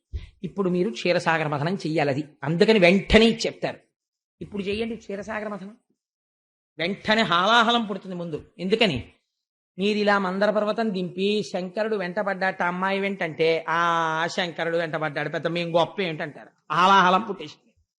కాబట్టి వెంటనే ఎంతమంది చేస్తారో క్షీరసాగర మథనం అని. దీని మీద తొందరపడిపోయి చాలా పెద్దలమన్న వాళ్ళు యజ్ఞయాగాది క్రతువులలో తప్పుడు మాటలు మాట్లాడగా నేను విన్నాను. ఆ శంకరుడండి మోహిని రూపంలో ఉండగా వెంటబడ్డాడు, శంకరుడు కామారా. నీకేం తెలుసని అంత తీర్పిచ్చావు? నువ్వు ఎప్పుడైనా చదివావా పోతన గారి భాగవతం పద్యాల్లో అలా ఎక్కడైనా ఉందా? అలా అయితే పార్వతీదేవి నీ మొహం ఏట్సా, నేను పక్కన ఉండగా ఆ పరుగులు ఏమిట్రా అని అడగద్దు, నీకు నమస్కారం అంటుందా? శ్రీమన్నారాయణుడు వచ్చి, మహాప్రభో నిఖిల దేవోత్తమ, నువ్వు గెలిచావయ్యా నా మాయా అంటాడా? ఏమిటి ఆ పద్యాలు ఏమిటి, నువ్వు చెప్పిన తీర్పు ఏమిటి అని అర్థం ఉందా? అది ఇందులో ఒక మహత్తరమైన రహస్యం ఉంది. అది పట్టుకోవాలంటే మీరు మందర పర్వతాన్ని దింపి క్షీరసాగర మథనం చేయాలి. ఇందులో రహస్యం ఏమిటో తెలుసా అండి? ఈశ్వరుడు యందు కామము ప్రకటమైనది, అంతవరకు మీరు కాదని చెప్పడానికి వీలు లేదు. లేకపోతే వీర్యస్ఖలనం ఎందుకయింది? కాబట్టి కామము ఉన్నదా లేదా? ఉన్నది. కామమును ఎవరు ద్యోతకము చేశారు? ఈశ్వరుడు యందు. ఈశ్వరుడు యొక్క కామము సర్వకాలముల యందు పార్వతీదేవి తప్ప మరొకరు ఆయన్ని శివుడిగా కూర్చోపెట్టలేరు. ఎప్పుడు అంతర్ముఖుడై ఉంటాడు. అటువంటి వాణ్ణి బహిర్ముఖుణ్ణి చేసి తండ్రితనం తీసుకురావాలంటే ఒక్క పార్వతీదేవికే సాధ్యమో. ఈ రహస్యాన్ని బయటపెట్టిన వారు ఎవరో తెలుసా అండి? శంకర భగవత్పాదులు సౌందర్యలహరిలో బయటపెట్టారు. హరిస్వామారాధ్య ప్రణత జన సౌభాగ్య జననీ పురాణారీ భూత్వా పురరపిమపి క్షోభమనయత్ స్మరోపిత్వానత్వా రతినయన లేహ్యేన వపుషా మునీనామప్యంతః కథమివ మోహాయమిహతాం. అమ్మా, అసలు జగన్నాటకం ఆడిన దానివి నువ్వు. ఎందుకని? ఒక మహత్తరమైనటువంటి మంగళ కార్యము జరగాలి. ఏమిటా మంగళ కార్యము అంటే, నేను ఒక కత్తి పట్టుకుని ఒక ఆయన కాలు కోసేశాను అనుకోండి, నన్ను తీసుకెళ్లి ఎందుకు వచ్చిన మాటలు అఘాయిత్యం పని చేశాడు అంటారు కదా. నేను కొయ్యకూడదు అలా ఎవరిని, అది పరమదోషం. ఒక డాక్టర్ గారు ఒక మనిషిని పడుకోబెట్టి మత్తు ఇచ్చేసి నేను ఇంకా కాలు కోసేసేటప్పుడు తెలిసేట్టు కోసేసానేమో, ఆయనైతే తెలియకుండా కోసేశాడు. వెంటనే ఆ రోగి యొక్క బంధువులు పోలీస్ కంప్లైంట్ ఇచ్చి పోలీసులకి ఈ డాక్టర్ గారికి సంఖ్యలు వేసి తీసుకెళ్ళిపోతారా? తీసుకెళ్ళరు. ఆయన గుండె కోసేస్తాడు. ఎవరు కంప్లైంట్ ఇవ్వరు. ఎందుకు ఇవ్వరు? ఆయన కాలు కోసేయడంలో దుష్టాంగమును ఖండించి శిష్టాంగమును రక్షిస్తాడు. ఆయన కొయ్యడం వేరు, నువ్వు కొయ్యడం వేరు. ఆయన కామమునకు వశుడైపోయితే ఏమవ్వాలో తెలుసండి? తర్వాత కూడా మోహిని తనకి చిక్కి తాను అనుభవించే వరకు కొండ కోనల యందు ఏకాంత ప్రదేశము వరకు వెళ్ళాడు. కాబట్టి పైశాచికముగా పట్టుకోవాలి. అలా పట్టలేదు. ఆయన కామునకు వశుడు కాడు.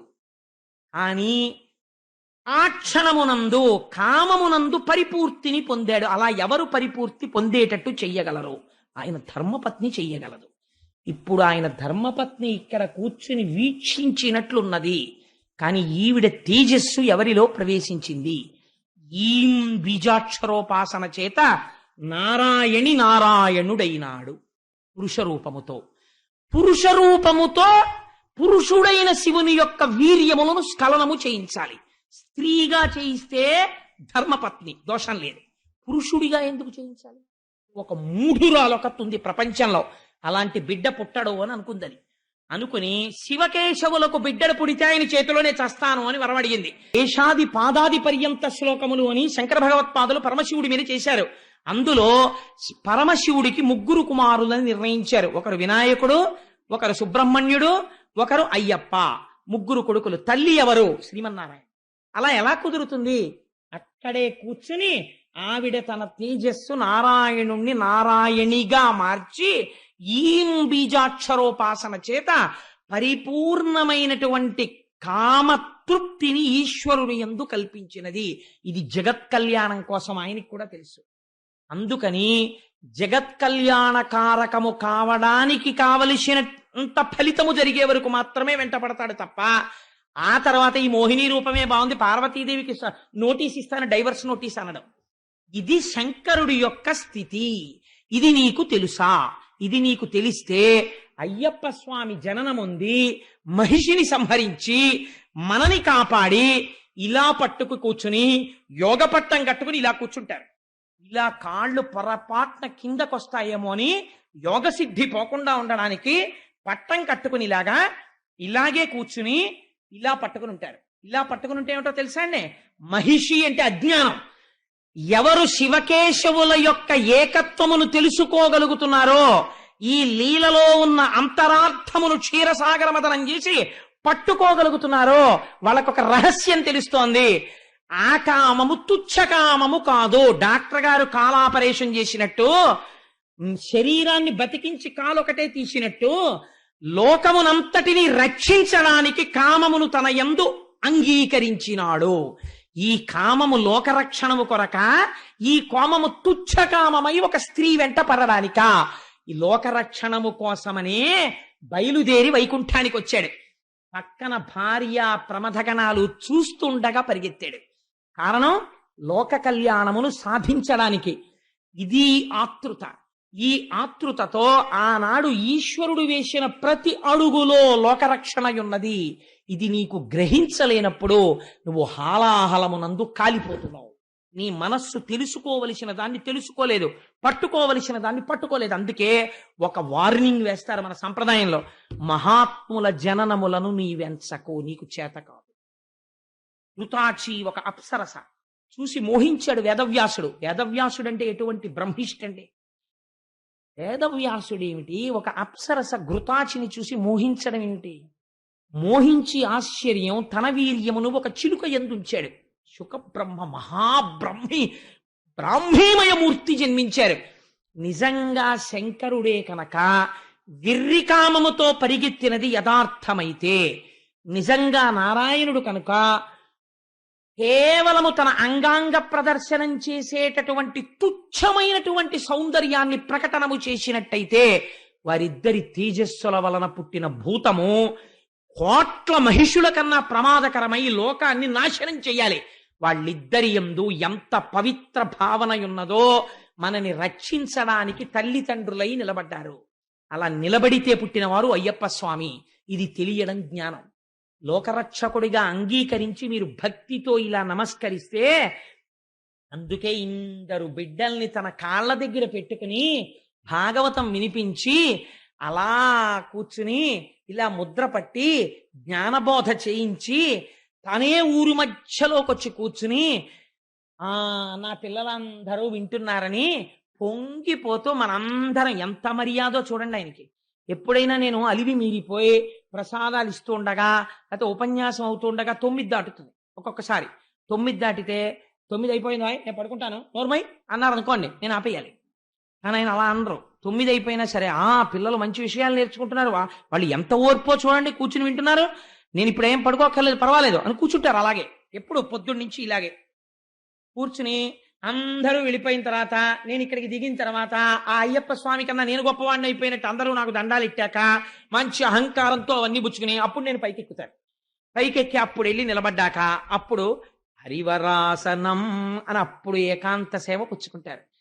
ఏమి ఆత్మీయత నా తండ్రిది, ఏమి వాత్సల్యం, ఏమి జ్ఞానబోధ. ఇలా జ్ఞానముద్ర పట్టడంలో పైశాచిక కామం అయితే ఇటువంటి మహాపురుషోదయం ఎందుకయింది, మహిషి సంహారం ఎందుకయిందండి? దాన్ని బట్టి అయినా తెలుసుకోవాలి. చేతకాని తీర్పులు చెప్పడం మానేయాలి. అవతార ప్రయోజనాలు తెలుసుకోవాలి. దానికి క్షీరసాగర మథనం చేయగలగాలి. పెద్దల ద్వారా విషయాన్ని పట్టుకోగలగాలి.